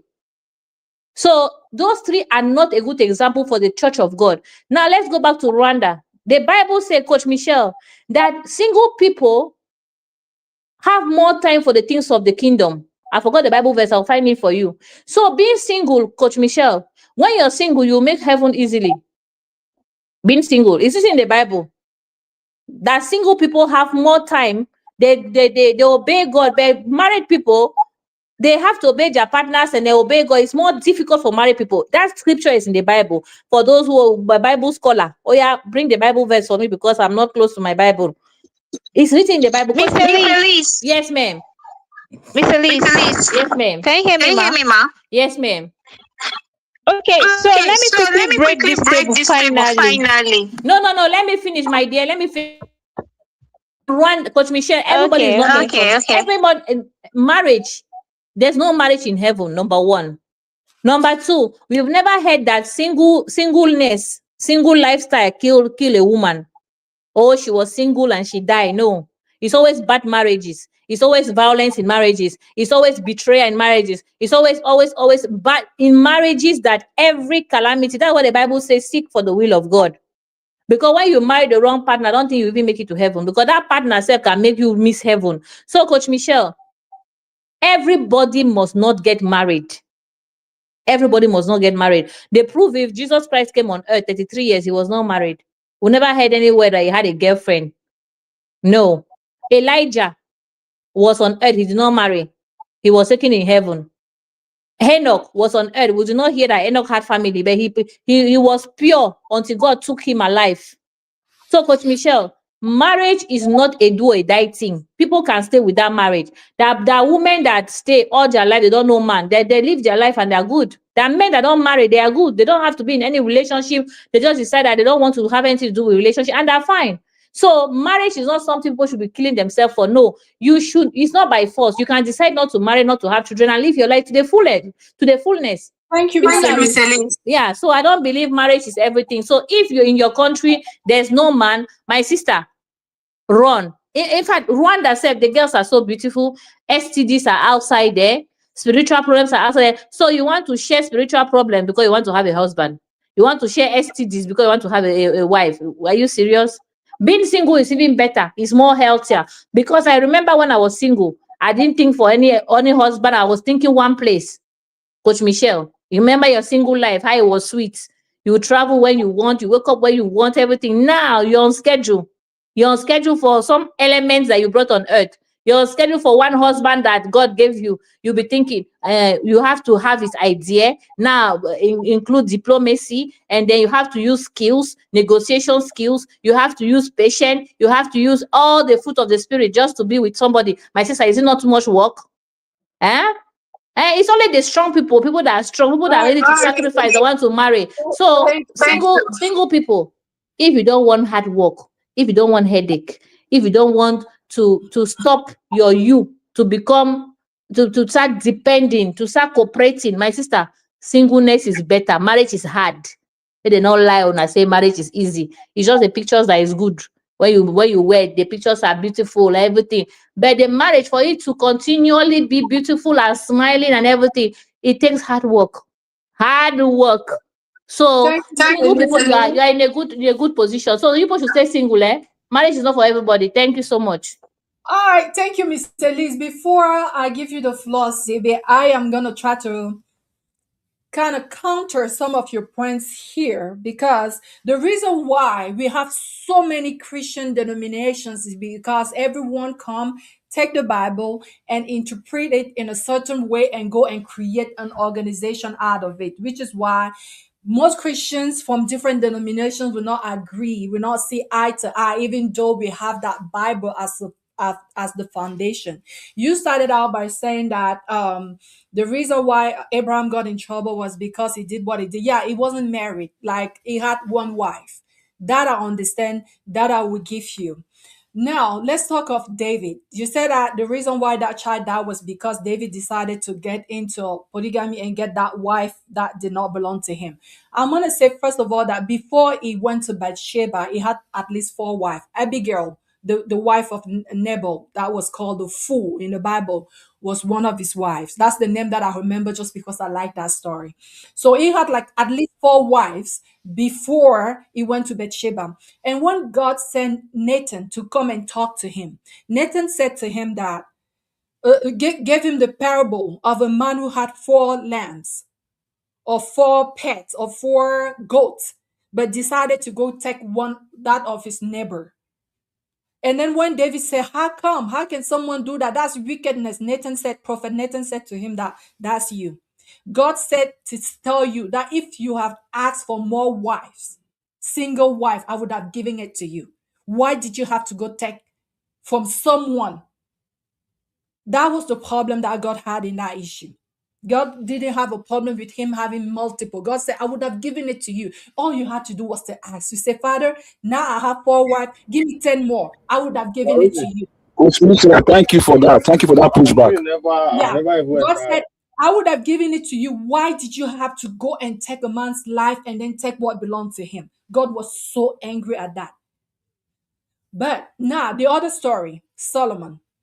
God had no issue with him having more wives. The problem is that Solomon went outside of the Jewish law, which encouraged Jewish men to marry within the tribe. He started marrying women from other countries, from Egypt. Those women came with their God and taught him, like we often say that what women want, God also wants it. Like men are inclined to do what their wives want. So those women made him build altars to foreign gods. That was the beginning of his downfall. Because you go and you married an Egyptian, why the Lord reminds you that you should marry within Israel, those people who know God. You should marry a lady from a family that knows God. No, but you go. They said that Solomon loved foreign women. He had a thing for women from other countries. So he brought those women in his kingdom and they came with their gods. Israel started serving those gods, and that's how the kingdom fell. That's how Israel started going down. So that's the problem there. The problem wasn't the wife. If he could have married 1,000 wives from Jewish culture, God wouldn't have had an issue with it. That's what I wanted to say there. And now, coming back to the New Testament, again, I referred to just this passage in the past. Paul, writing a letter to the church, said to them, I don't remember what church. He said, leaders should be a husband of one wife. That implies this is just English or French. I don't know what you want to call it. If someone will say leaders should have one wife, that means in the church there are people allowed in the church that have more than one wife. But Paul, I do not recommend that these people be leaders. That's all it means. That's the English I understand over there. It doesn't mean that, hey, if someone has more than two wives, ban him from the church. No, it just means, please don't give him responsibilities. Don't make him a leader. So that's all I wanted to say on that topic. Now, coming back to Rwanda, Uganda, where allegedly or apparently, I don't know, I did not check. So don't cut me on this. There are more women than men. Now, coming and saying to people, hey, it's easy to be single. You know what? It's fine. It's easy. You don't try to be married. Why do you fret about being married? Why? I'm like, that is kind of like being a dictator. Like if I was a leader and I come and I tell people, hey, you don't have to worry about being married. What do they want? Are they okay with not being married? Now, if you tell me that I don't want to be married, hey, I applaud you. You don't have to be married. In fact, I don't even believe that you have to be married to be complete. But what if you want to be married? There's probably a woman in this call listening to this podcast or that will listen in the future that has been praying and fasting to be married. And now me coming and telling her, hey, don't worry. Life is even sweeter when you're single. I'm not helping her. I am not. So some people will not marry, some people will. But at the end of the day, if you're not finding a husband because they're hard to come by, or if the men that come by are just men that are already married that have one, two wives, if that man can afford it, I will not tell you that, hey, just focus on being single because your life is better. No, I'm not helping you because that's not what you want. What I will ask you, are you comfortable being in a marriage situation where there is another wife? If you can do it, go do it. Don't just bring your headache over here on social media and start disturbing people. Like go live in peace if that's what you want. So we could be here all day that we might just have to agree to disagree. But anyone wanted to add something before we get to there's so much to do today. There's another video that I wanted us to review, but we might not have time for it. CB, were you gonna say something? Thank you so much, Ma. I was Yeah. going to say we are very good at saying a woman should submit. So submission is also if my husband tomorrow decides to marry another wife, I'm supposed to submit to that. Like I do not have feelings or I don't have emotions because God wasn't angry with Solomon. What's the other person again? What's the other David, person that David, David, because God wasn't angry with them that they had other women in their lives. So how about the part it seems the men, and this and I'm speaking generally, it seems men, they don't like to read that part of the Bible that says a man is supposed to die for his wife just like Christ died for the church. How about that? Yeah, we don't like to talk about that, right? But it's very easy for us to say, look, women have emotions. There are women you cannot try this polygamy thing with. You can't just wake up one morning and tell me that you are polygamous in nature. There will be serious consequences. Don't do that to me. If from the beginning you and I take a vow and we stay together forever, you and I, so be it. Don't wake up, because see, let me tell you, it's discipline that is making women to stay in their husband's house. It's discipline that is making some women not to cheat. It is discipline. It's not because they cannot do it. And if we continue, this is my opinion though, you can disagree, that's fine. If we continue to push this narrative that it's okay, then women will continue to mess up outside and give their kids that does not belong to their husband to their husbands. If we continue to push narratives out there, look, there are women out there, I even know one, I'm related to her. This one, she said she doesn't want to be married. Reasons best known to her. Trauma is even part of it. Why she said she never wants to be married. She has a daughter now. She does not want to be married. This one, she called her parents, sat them down and said, hey, hello, don't expect any son-in-law. I am not getting married. That is her choice. And like it or not, there are women who have that choice. Of course. Even if we are trying to say women are more, there are women who do not want to get married. Of course. There are women who cannot stand men telling them what to do, or trying to control their life. Because one thing people don't understand is, once you are married, you cannot live like a single woman anymore. Yep. You cannot go out without permission. You want to go out, you want to travel, even if it's your money, you have to take permission from your husband. And if there's a ceremony or whatever going on in your family, if your husband says, okay, fine, I don't want you to go, you have to obey. You sit back and you obey. So if I'm to do all of that, if I'm supposed to submit my will, literally my freedom, to you as a man, don't wake up one morning and tell me you are polygamous in nature. Don't try it. You can't be polygamous in nature if I submit to you. You can't be polygamous in nature. The Bible says, and two shall become one. He did not say, and 10 shall become one. So as much as we want to quote the Bible, I still maintain this. If God wanted polygamy from the beginning, he should have created Adam and multiple women. That is it. That was not the original plan. Just like if eating the fruits and bringing sin into the world today was not the original plan. That's why Jesus Christ had to come down and die for us. So, Oga, if me and you take vow, especially if we have civil wedding, don't try. Don't wake up tomorrow and say you're polygamous in nature. It will not work. It's not. So this is just my opinion. Let me not waste my time. Thank you, ma'am. Thank you, CB. I mean, we're gonna agree to disagree, and I'm gonna say yes. Two cannot walk together unless they agree, right? Like, I always think that if we have to be on the same page. Like, yeah, if I get up one morning and my husband decide that, hey, I'm gonna be polygamous. First of all, you're not a billionaire, so sir, it's not gonna work. So we have to agree to disagree, right? And also we have to agree on the path that we are taking. So if we are doing polygamy since day one, let's talk and let's agree. Let's arrange this thing. Let's make it right. Don't get up one morning and decide that, hey, I decide that starting from today on, I'm gonna start adding to the pack. No, it doesn't work like that. And we have had the conversation here about cheating and polygamy. You and Miss Elise said that is the same thing. I say it's different, but again, let's agree to disagree. So, guys, there's another video I wanted to share, but we don't have time. We need to almost wrap up. So let's head into our letter. Let's head into our letter right after the break.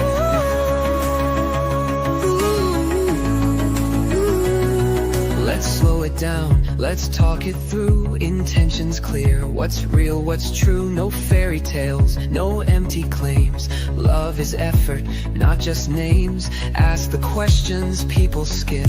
Commitment shows and follow through, not lips. If it's worth it, it survives the miles. Distance tests, but love decides. All right, guys, here is the letter on the screen. Who is going to read it? Miss Elise, are you able to read it for us? Yes, ma'am. 1 second. Thanks for the Okay. opportunity. Good evening, family. I really need your advice because I'm going through something that has left me deeply hurt and confused. I'm 24 years old, and last year I married my husband, who is 42. I can only say that he has always treated me well and taking good care of me. A few weeks ago, it was my birthday. To celebrate, he surprised me with a beautiful car. I was incredibly happy and felt appreciated. But just a few days later, his parents came over to our house. Right in front of me, they started questioning my husband about the car. They said I was too young to have something like that, and that instead of enjoying gifts, I should be focusing on having a child since we don't have one yet. Then they added something that really shocked me. They asked him, how is it possible that she has a car when we don't? That hurt me the most. What hurt me the most was what happened next. My husband took the car keys and handed them to his father. His parents looked so proud in that moment, as if they had won something. Later, I quietly packed my bags and went back to my parents' house. Now my family is telling me that I'm overreacting and that I should go back to my husband's house. My husband is also asking me to come back, but he says that once we have our first child, he will give me even more than that, even more than the car. According to him, that's just how things work. But honestly, I'm questioning everything now. I feel like my dignity was ignored, and I'm wondering if this is the kind of life I want. At this point, I'm thinking about asking for a divorce and going our separate ways. Am I exaggerating by feeling this way? Thank you. Wahala.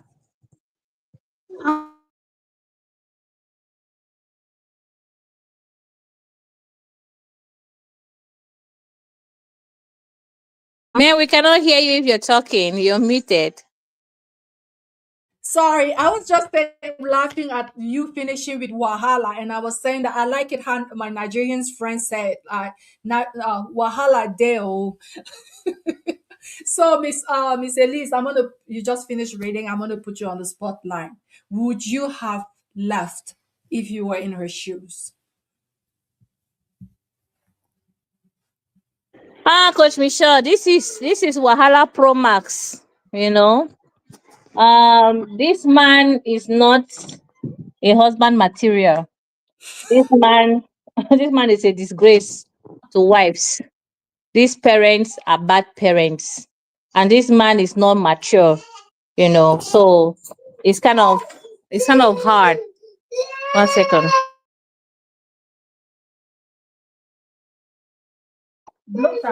Yeah, so these parents are very immature. And when you say you married a boy, this is a perfect example of being married to a boy. Mama's boy, papa's boy. This is terrible. I think she should divorce the man and move on. She should divorce him because he will not change. His parents will not change. If she comes back to it, she should just accept that she will always be second plan.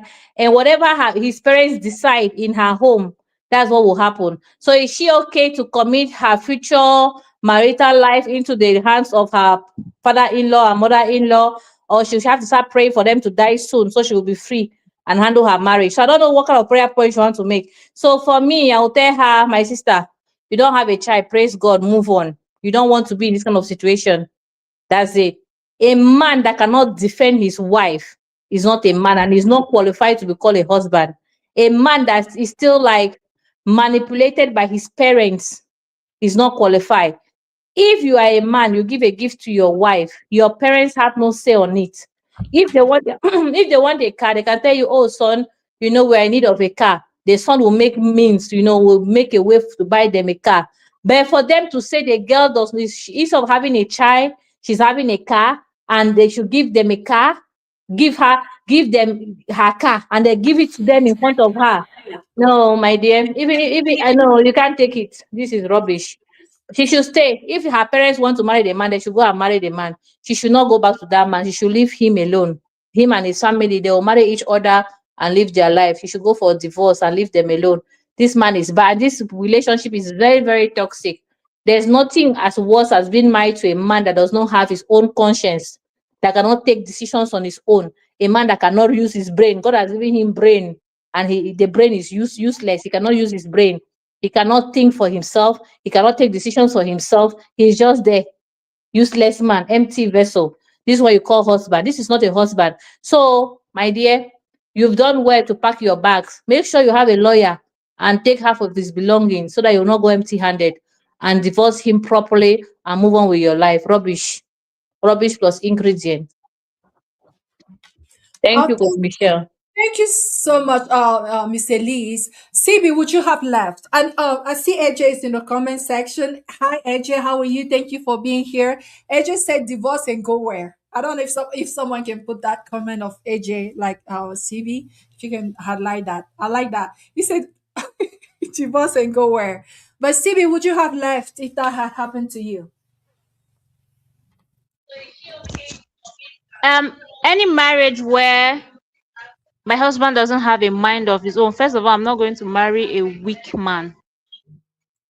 I cannot stay in that kind of marriage. Oh. I think we say Coach Michelle, you've known me for a while now. I think you pretty much in that kind of marriage. I can't stay in because I really I don't get it. Why should I even be with a man that does not have a mind of his own? Like you are easily influenced. You probably will make a decision because mama says do this. The next thing, okay, Coach Michelle, take this for example. Can you hear me? Yes. Can anybody hear me? Okay, take this for Yes. example.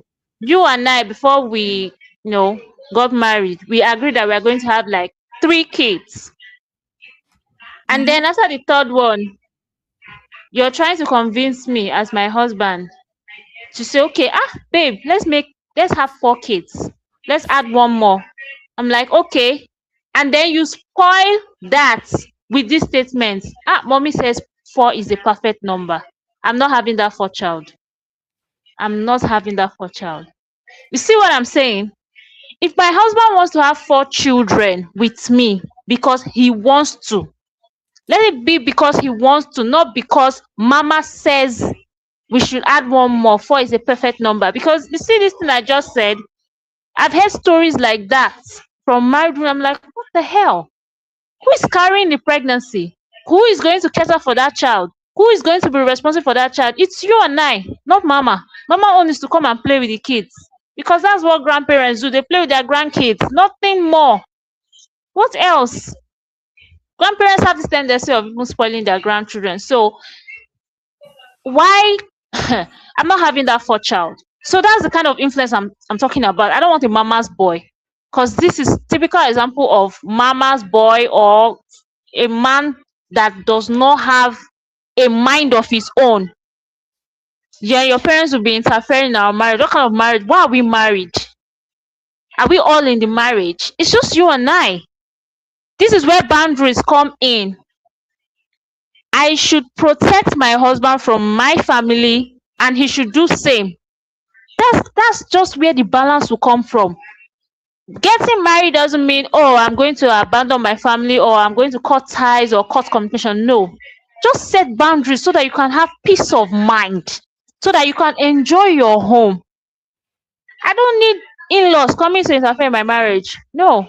If Thank you, it has to CB. get to that point, then please let's not be married. Thank you, ma. You said something that if you agreed with your husband to do like to have an X amount of children, and then he comes and asks that you guys modify the initial plan, you would be willing to submit to that. But if you found out that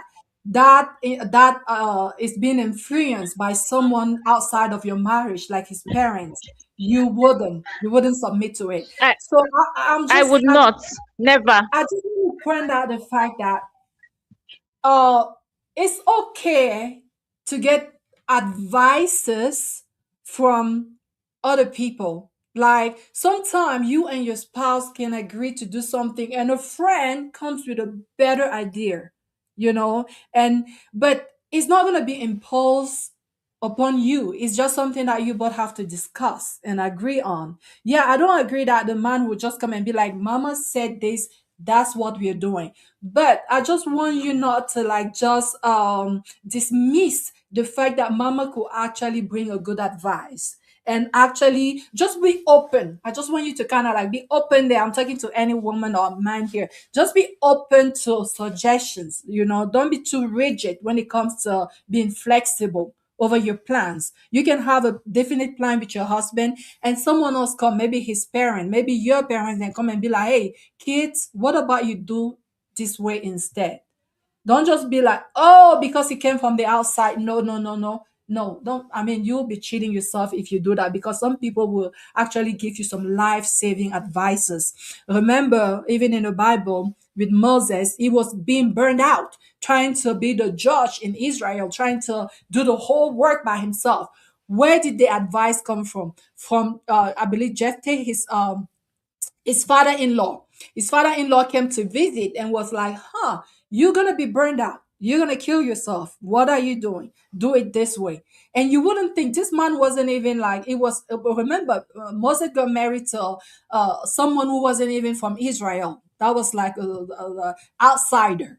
This person come and give you, even though he had the mandate of God upon his life, the way he was doing it was gonna put him in trouble. He was gonna be burned out. He may have like fall sick and maybe die before his time. His father-in-law came and be like, do it differently, and you will actually be able to do it more successfully and over a long period of time. So I'm just saying that let's not just like cut, like be like, hey, if you come from in-law, we're not gonna consider, because in-laws can actually bring like very good advices. That's all I wanted to put out there. Look, what are your thoughts on this?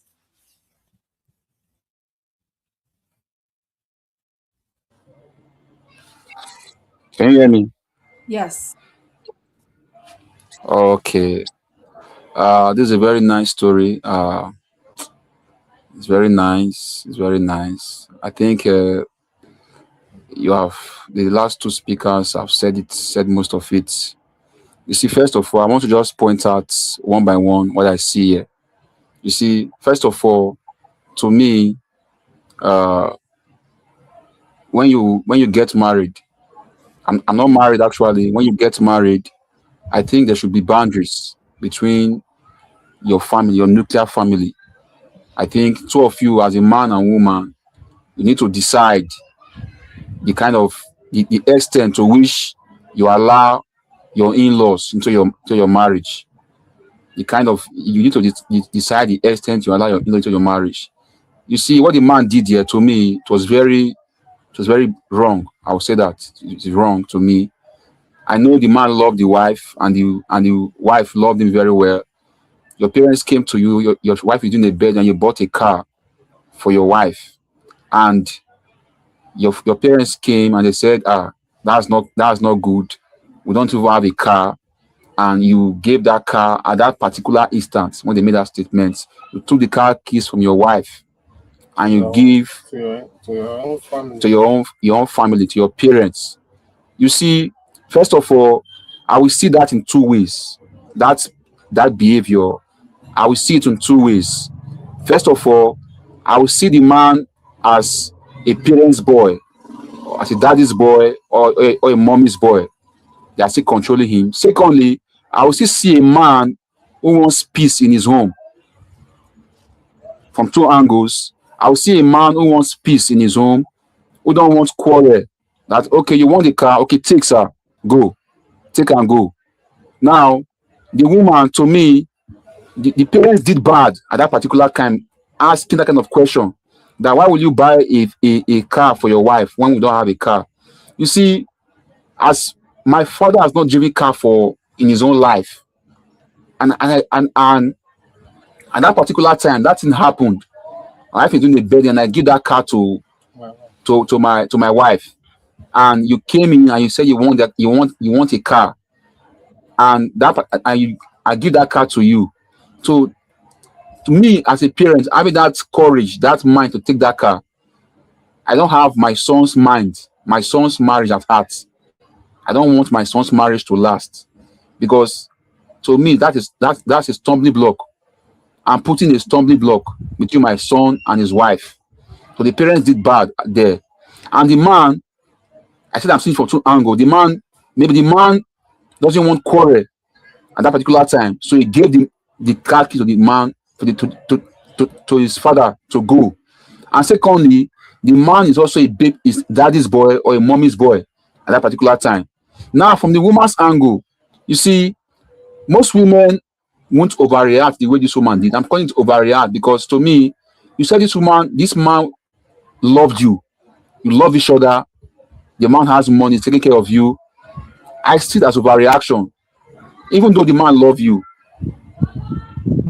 Even though the man love you. So this man can buy more than a car for you.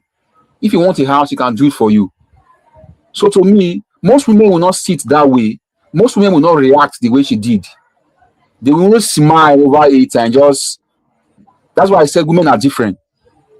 I always say it. I say women are different. Most women will not react the way the woman did.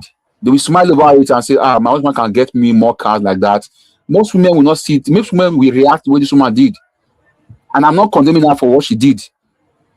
To her, it was a disgrace, humiliation. That's the fact. It was a disgrace, humiliation. That's true. Now the man is begging you to come back. Why can't you come? Even your parents are saying go back. Why can't you come back? That's the way I see it. So from the man's point of view, I'm just seeing that maybe the man doesn't want quarrel in his home. Daddy, you want the car? Okay, go. My wife, I'm a daddy's boy. I'll get another one for you. And from another angle, I will see it as if daddy's boy, mommy's boy, that he controlling the boy, so stuff like that. That's my point. Coach Michelle. Yeah. Did you read the part where he says that he will get her a car when she have children? Yeah. Did you hear that part? I mean, That's you marry I read someone. You marry I read someone that part. No, the husband told her that he will get her a car when she have children. Can you because imagine I the read love? that part. I read that part. And do you also know whether the woman is pregnant? If she give birth instantly, she will have children. She give her a car. She's not pregnant. She's not pregnant. Stop supporting this man and say the truth.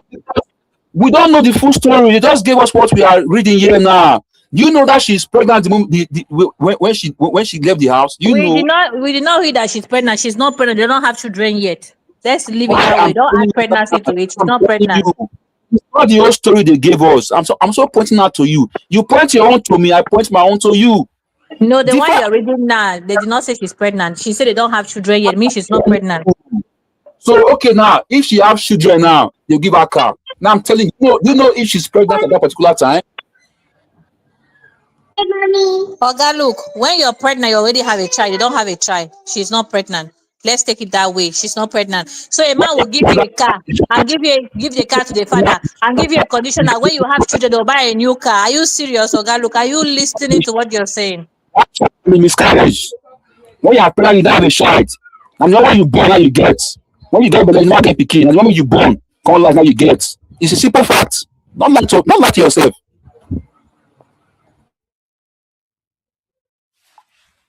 all right. Guys, I mean, this is a complicated issue, and there's something that I added on the screen because as we were talking, it reminded me of this movie. If you have not seen this movie, go watch it. It's a good movie. Where Love Lies. Oh, Where Love Lives, sorry. It's a good movie, and it reminds me, it almost what happened in this, like what we are talking about today, right? So what happened here is that this guy, he is rich and he spoiled these girls. He gives her every, like, you see those bags she's holding, design bags. Like you see that plane, like traveling, like everything she can imagine of. And one day his family come to his office and go like, that young girl that you married, do you think she loves you? She's there for the money. Even one child she hasn't given to you yet. But you've been buying her design backpacks, luxury vacations, and luxury cars. What are you doing? And he's like, my wife loves me. She loves me. And they said to him that, well, you don't have anything to lose. Just pretend that you are broke and you'll see if she will stay. And he actually goes on to execute that. He took that advice, and one morning just come and tell her that he had lost everything. And of course, it's there's a lot of emotions there. There is yeah. So just to say that these things also happen because we are Africans, right? Like your brother gets married to this young, girl and bubbling girl, and he has a lot of money. First of all, in the back of your mind, you're gonna be thinking, is she there for the money? Does she really love my brother? Does she really love my son? Is she just there because of the soft life that she's enjoying? And then you start telling to yourself that maybe once they have babies, then I'll be assured that it's real. I mean, this is like I'm not saying that I'm 100% with this, but I can kind of like relate to where the parents are coming from. You know, now she's been there. It's been like a year, no kids, and you start wondering, she's spoiled. She's getting all those things. Is this for real? Is this gonna last? What if this man didn't have that money? Will she still be there? There's nothing that is holding them because, according to African culture, we need to have babies to cement that relationship. Not so much with Western culture. They don't really care for that. Not as much as we do. So I can understand that. But now this woman is in trouble because what if this man cannot procreate? What if she herself cannot bear children? That means this marriage is doomed to fail because now your husband is telling you, come back, let's have those babies so that people will stop talking. Actually, this is what is happening. Like people are talking, my family, they are talking, my parents, they're talking. Let's focus on having those babies, and then I will give you the whole world. What if you, the man, cannot have babies? That's a very tricky situation, because now the marriage is being conditioned. You will have more. You will have my affection. You will receive my provision, my care, if once we have those babies. And I don't know how you navigate this. I pray that they do have those babies though, because if they don't, you can already see this marriage coming to an end. Okay, guys, we're gonna have to wrap up in a moment. So I just wanted to share this movie with you. Like, if you go watch it, you will see that is pretty much what we are talking about today. I didn't think of this movie till now. I'm gonna remove that on the screen. So, guys, please let's give them some practical advices. Miss Elise, you said that she should divorce, she shouldn't come back. So, that's your final word to her. Or do you think that maybe this marriage could be like it could be they could work something out? Coach Michelle, when you put 42 minus 24, this is his daughter he's getting married to, almost. If a man can go and collect his daughter and still behaving like a child, my dear, this girl should run with her life. She should Okay. never stop. This family, this man. See, marriage, children are a plus to marriage. But children are not the reason why people should marry. People marry for companionship, but they should not just marry for children. I'm sorry. Because you can get married and God decide not to give you children. What will you do? If this man himself cannot make children, what will happen? If his parents realize that their son is infertile, what would they say? Huh? And he's the only son. He doesn't have a brother to say, go and lay with our brother at night. Just the same semen. As people, African people used to do. You use women like animals. Today this one will say, oh, it's still the same family. You can sleep with the brother and get her pregnant. Or the day your wife is in her period, you bring your brother and put something in her drink. They sleep with her unknowingly, using women anyhow. We know all those stories, all those secrets. We are aware, fully aware of those rubbish they do to women. If the man he cannot make children, what will happen? So she has to trek. Just listen to the wickedness. This is wickedness in high places. So this woman has to trek has to suffer until she get pregnant. What if for the next 2 years she's not pregnant? She has to trek to work. She has to trek to the store. She has to trek everywhere. Wicked and useless. On I don't know. I don't even know who brings this kind of idea up. I don't know why. See, if you don't love a woman, don't marry her. A man supposed to pamper his wife. If you don't have, they say, okay, managing in love, no problem. She has to be patient. God will bless one day. God did not promise you that He will bless, but you have hope. No problem. But in this case, God has blessed. Which kind of evil, useless husband is this? So you condition her well-being. It's not like you cannot buy it though. And when we have it eventually, who even tell people that your children's wealth is your wealth? Eh? Who told you that your brother's money is your money? Your brother make his money, go and make your money. He choose a woman, it's not your business, my brother. Go and look for your own money. What is wrong with people? I want to know if she's there for money or not. You don't make your own money finish. Poverty mentality. So a woman she has to come to her husband's house and suffer in the name of until she bear children. Are you people serious? Are we in a nightmare or something? Thank you, This Miss man Elise. Coach Michelle, this man does not love this woman. And this is a very evil family. Normally, a mother-in-law, when the son has a wife, she will say, I have a new daughter. And she will tell the son, pamper this your wife, oh. They give her all the good things in life, oh. Good mother-in-law. But this one is telling he giving condition until she bear children and she wants to stay where? My sister, run, no, run, All right, Miss run, don't Elise. stop. Okay, we got your advice. CB, I don't know if there are any comments that we should take before you tell us in like 1 minute what you will recommend that she does. And then look, we'll do the same. Can we take any comments before we do Yes, that? ma'am. Yes. There are some comments here that I already start. So I'm going to start with Mercy Kendra. Let me put it on the screen. So Mercy is saying, this is not all about Mama Boy. I think he was taking the advice of his parents, thinking it is a good advice.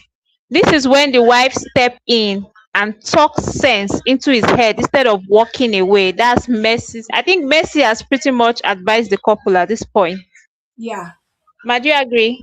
Okay. Yes.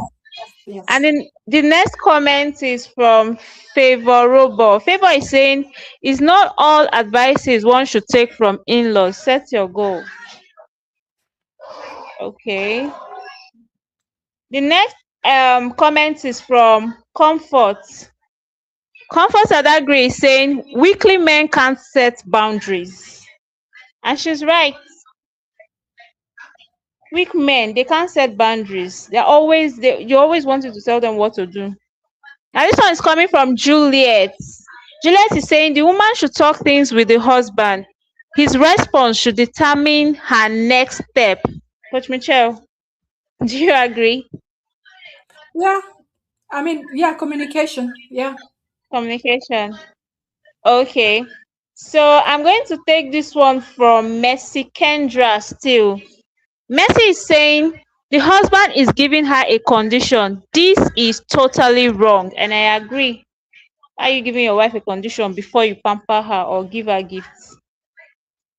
And then Favor, on the other hand, is agreeing with Mercy Kendra. She said it's only a foolish man that gives gifts with conditions. That's just, why are you even doing that?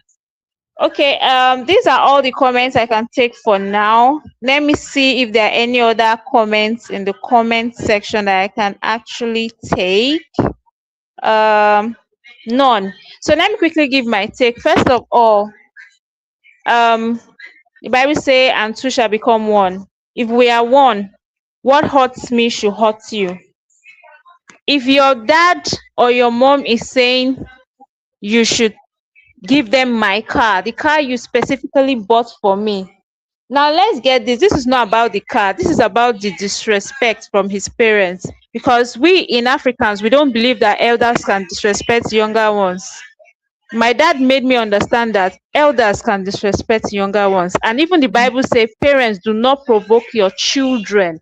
Let's not forget that part. So the parents are totally wrong telling their son to give them the car because they don't have a car. That's his wife. before he made that decision to get her a gift, it means he adores her, because I want to believe that he loves her. It's a man that loves a woman that gives her gifts, right? Okay, Yeah. cool. And then this is not about her going back to the house. What is the guarantee that this nonsense is not going to happen again? And then I want to say with my full chest that the parents do not like her. Her in-laws don't like her. Both mother-in-law and father-in-law, they don't like her. You cannot watch your son do that, or you cannot give that kind of advice if you love your daughter-in-law. That's just the truth. They don't like her. So I'm sorry, but I'm with Miss Elise on this one. What happens when she start having kids? What happens when tomorrow he decides to buy her maybe washing machine to make her life easy, and they're like, my son, we don't have washing machine, we'll bring that washing machine to our house. They will keep doing that. So me, I'm with Miss Elise. Let her leave that marriage. Why she doesn't have a child yet? Yes, I'm sorry, but that's how I feel, because they are not going to stop. He might, okay, let's assume he gets another car, and the car is more expensive than the one her in-laws took. What are the chances that you say, hey, my son, this one is more expensive? How? You know what? Come and carry this one, give it to your wife, and give us that new one you just bought. They will continue to interfere. And me, I don't think that is good for her mental health. If when she start having kids and maybe she start having postpartum depression and all of that, that can make a lot of things worse. You see, when I say bad in-laws and literally bad family members create psychopaths, this is what I'm talking about. Tomorrow now, if that woman, if she, what's the word I'm looking for, if she snaps and STAB her husband, people say, what is it? You see, these are the kind of things. It's not everybody that is strong mentally. Yes, she can snap. There are some people that they don't have their tolerance level is low. It is that low. This is not me making excuses for women who will or are doing this thing. What I'm saying is, do not push people to the point where they snap, because at that point they'll be like, I have nothing to lose, and it is more dangerous to be close or even be related to someone who has nothing to lose. They are dangerous. I'm a woman and I'm scared of women, and men are not. You guys should rethink this thing, please. Thank you If so much, I have a Queen. whole, yes, thank you, ma. Yeah, we're gonna Luke, do you have one or two things that to say as final advice? Your parents now, tomorrow it go Okay, divorce you. what I would say here is that the girl should go back to the husband's house. Okay. What I would say. You see, somebody said something in the comment section. He said, was it Sanusi that said that? I've forgotten what she said. It was Tad. Forgotten what she said. You see, there's got to be communication first. She has to ask the man. She has to talk to the man. And what the man said will determine if she will leave the marriage. I know what the man did is wrong, but to me, what the man did is wrong, but I advise you to go back to the man, then talk things with him. What you hear from him, his response determine if you will stay or if you will leave. That's my point. That's my own advice to her. All right, look, thank you so much. So, guys, after everything is said and done, this is my advice to you, young lady, is that um they're giving you a conditioning right now. They're conditioning your marriage. They're your in-laws. I don't believe that your in-laws don't necessarily love you, but I believe they don't trust you.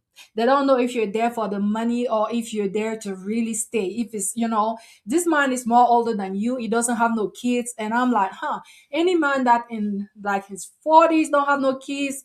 I'm not saying that you have to have kids before you get to your 40s, but I would say that first of all, be sure that this guy can actually have kids. Because if you're gonna get back in that marriage with the condition that once you have babies, he will give you everything that you need, like the world, right?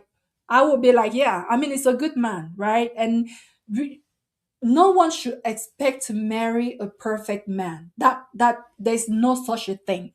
Maybe his weakness is that he listened to his parents. Now, is that something that you can deal with? Is that something that you can live with? I think you can work things out. I think this could be you could work through around this weakness of his. So the first thing that I would do, you have already proven your statement. You have already made a statement by leaving the house. He knows you're angry, and I'm pretty sure that if he loves you tomorrow, he wouldn't repeat the same action because he will remember how you reacted last time. So the first thing that I would do is to ensure that we can actually have them babies, because some people don't have the time to look into those things before they get together. Go to the hospital, take him to the hospital, and be sure that you both can have babies, because you will never know peace in that marriage unless you guys have babies. I want to believe that you guys have agreed in having a family together. This is not a surprise to you. Maybe the timing wasn't right, but you want to be sure that eventually, when you get to the place where you're ready to do it, that you can actually do it.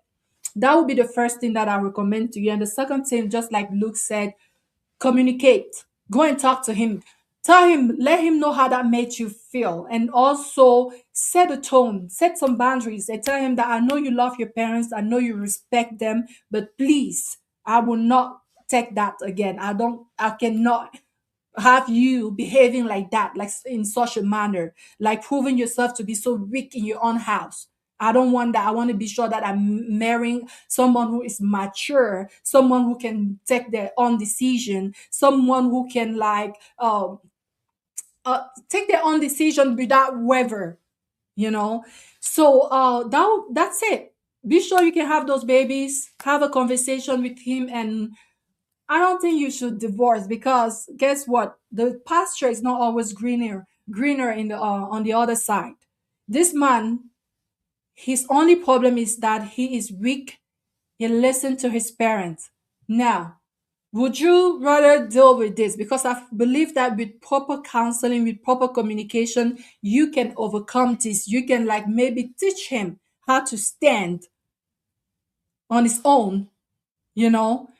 But would you rather go and start a new relationship, maybe with someone who is very strong minded, but who maybe doesn't respect you or maybe doesn't provide? Because I don't believe one man has it all. So that's all I had to say here. And I hope we did justice to this case. And thank you so much, guys, for being here today. Thank you for participating, my friends, in the comment section. Thank you so much. Thank you to Samuel. Luke's friend, for also being here today, and we hope to see you more. So, guys, can we pull the curtain? Can we stop here? Yeah, Samuel, please, we need you in the comment section, okay? Subscribe to Love Across Borders and leave beautiful comments in the comment section, as well as your opinions too. We are so happy to have you. It's a pleasure. Get him to subscribe. That's the point, okay? Samuel, dear. Samuel, would love to hear from you again. Yes. Join us again, same time next week, Sunday. Okay. You understand? I wanted to hear what is Samuel saying about this. What is his advice? If we can hear from him.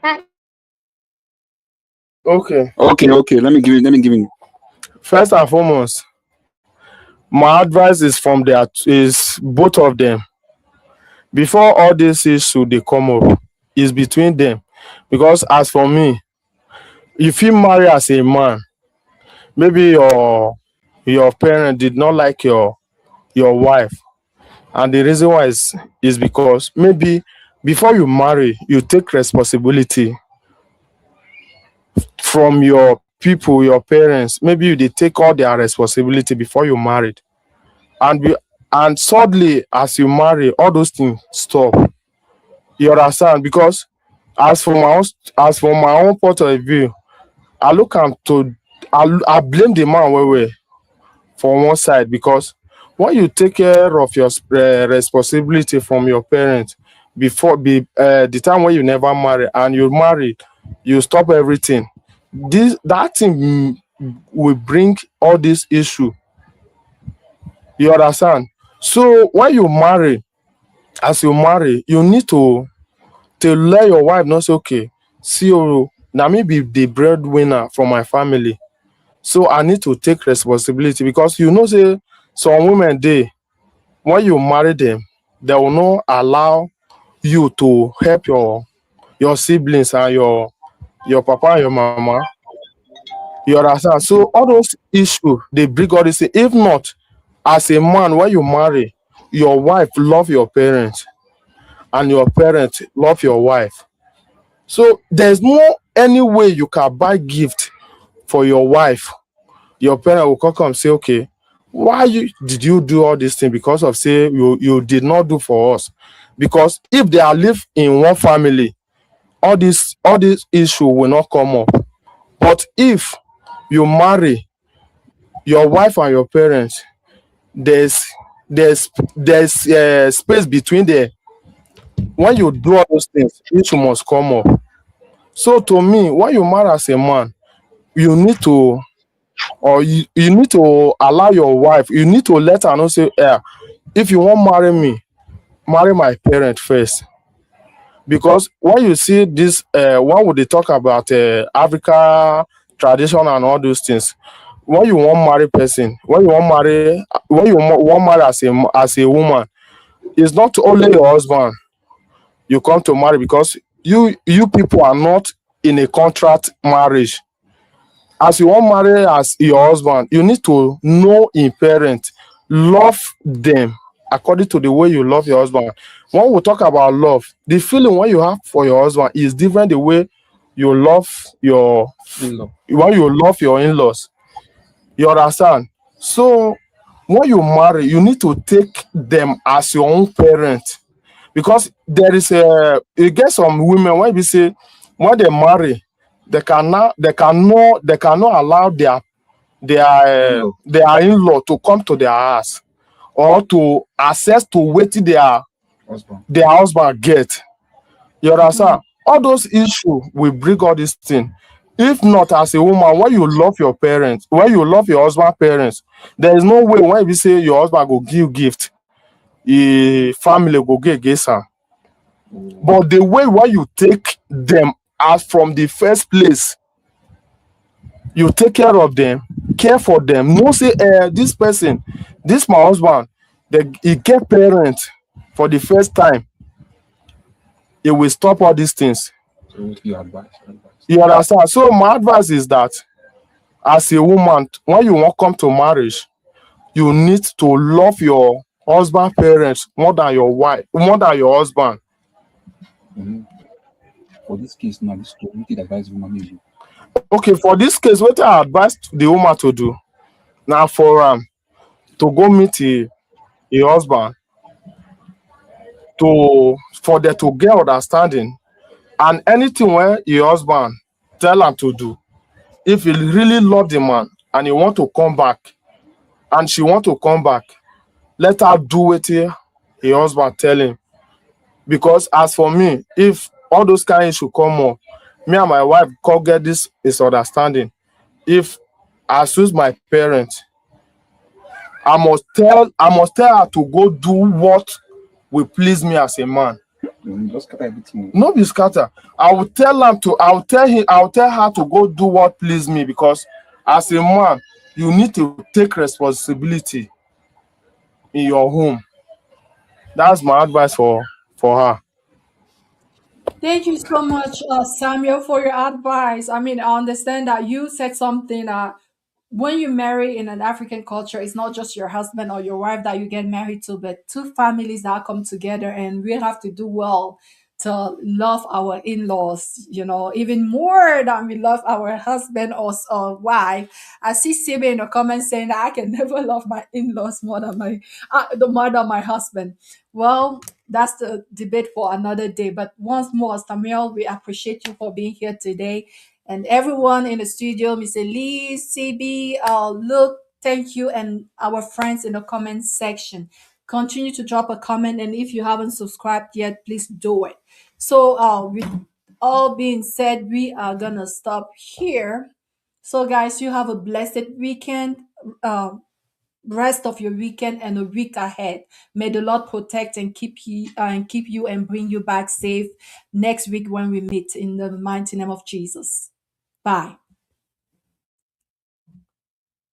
Across the borders, across the sea, different worlds, one destiny. From the heart, not fantasy. This is love and clarity. Across cultures, across the pain, we choose truth over temporary flame. If it's real, it will remain. Love across borders, say the name. I've seen tears fall in foreign calls, late night prayers in airport halls. I've heard women question their worth, and men afraid to love out loud. First, I don't sell dreams, I shine a light on healed love, grown love, conscious sight. If you're ready, come sit with me. This table's built for honesty. Is it intentional? Is it honest? Is it healthy? Then let's talk about it. Can it last? Can you handle truth? Can you love right? Then welcome to the room.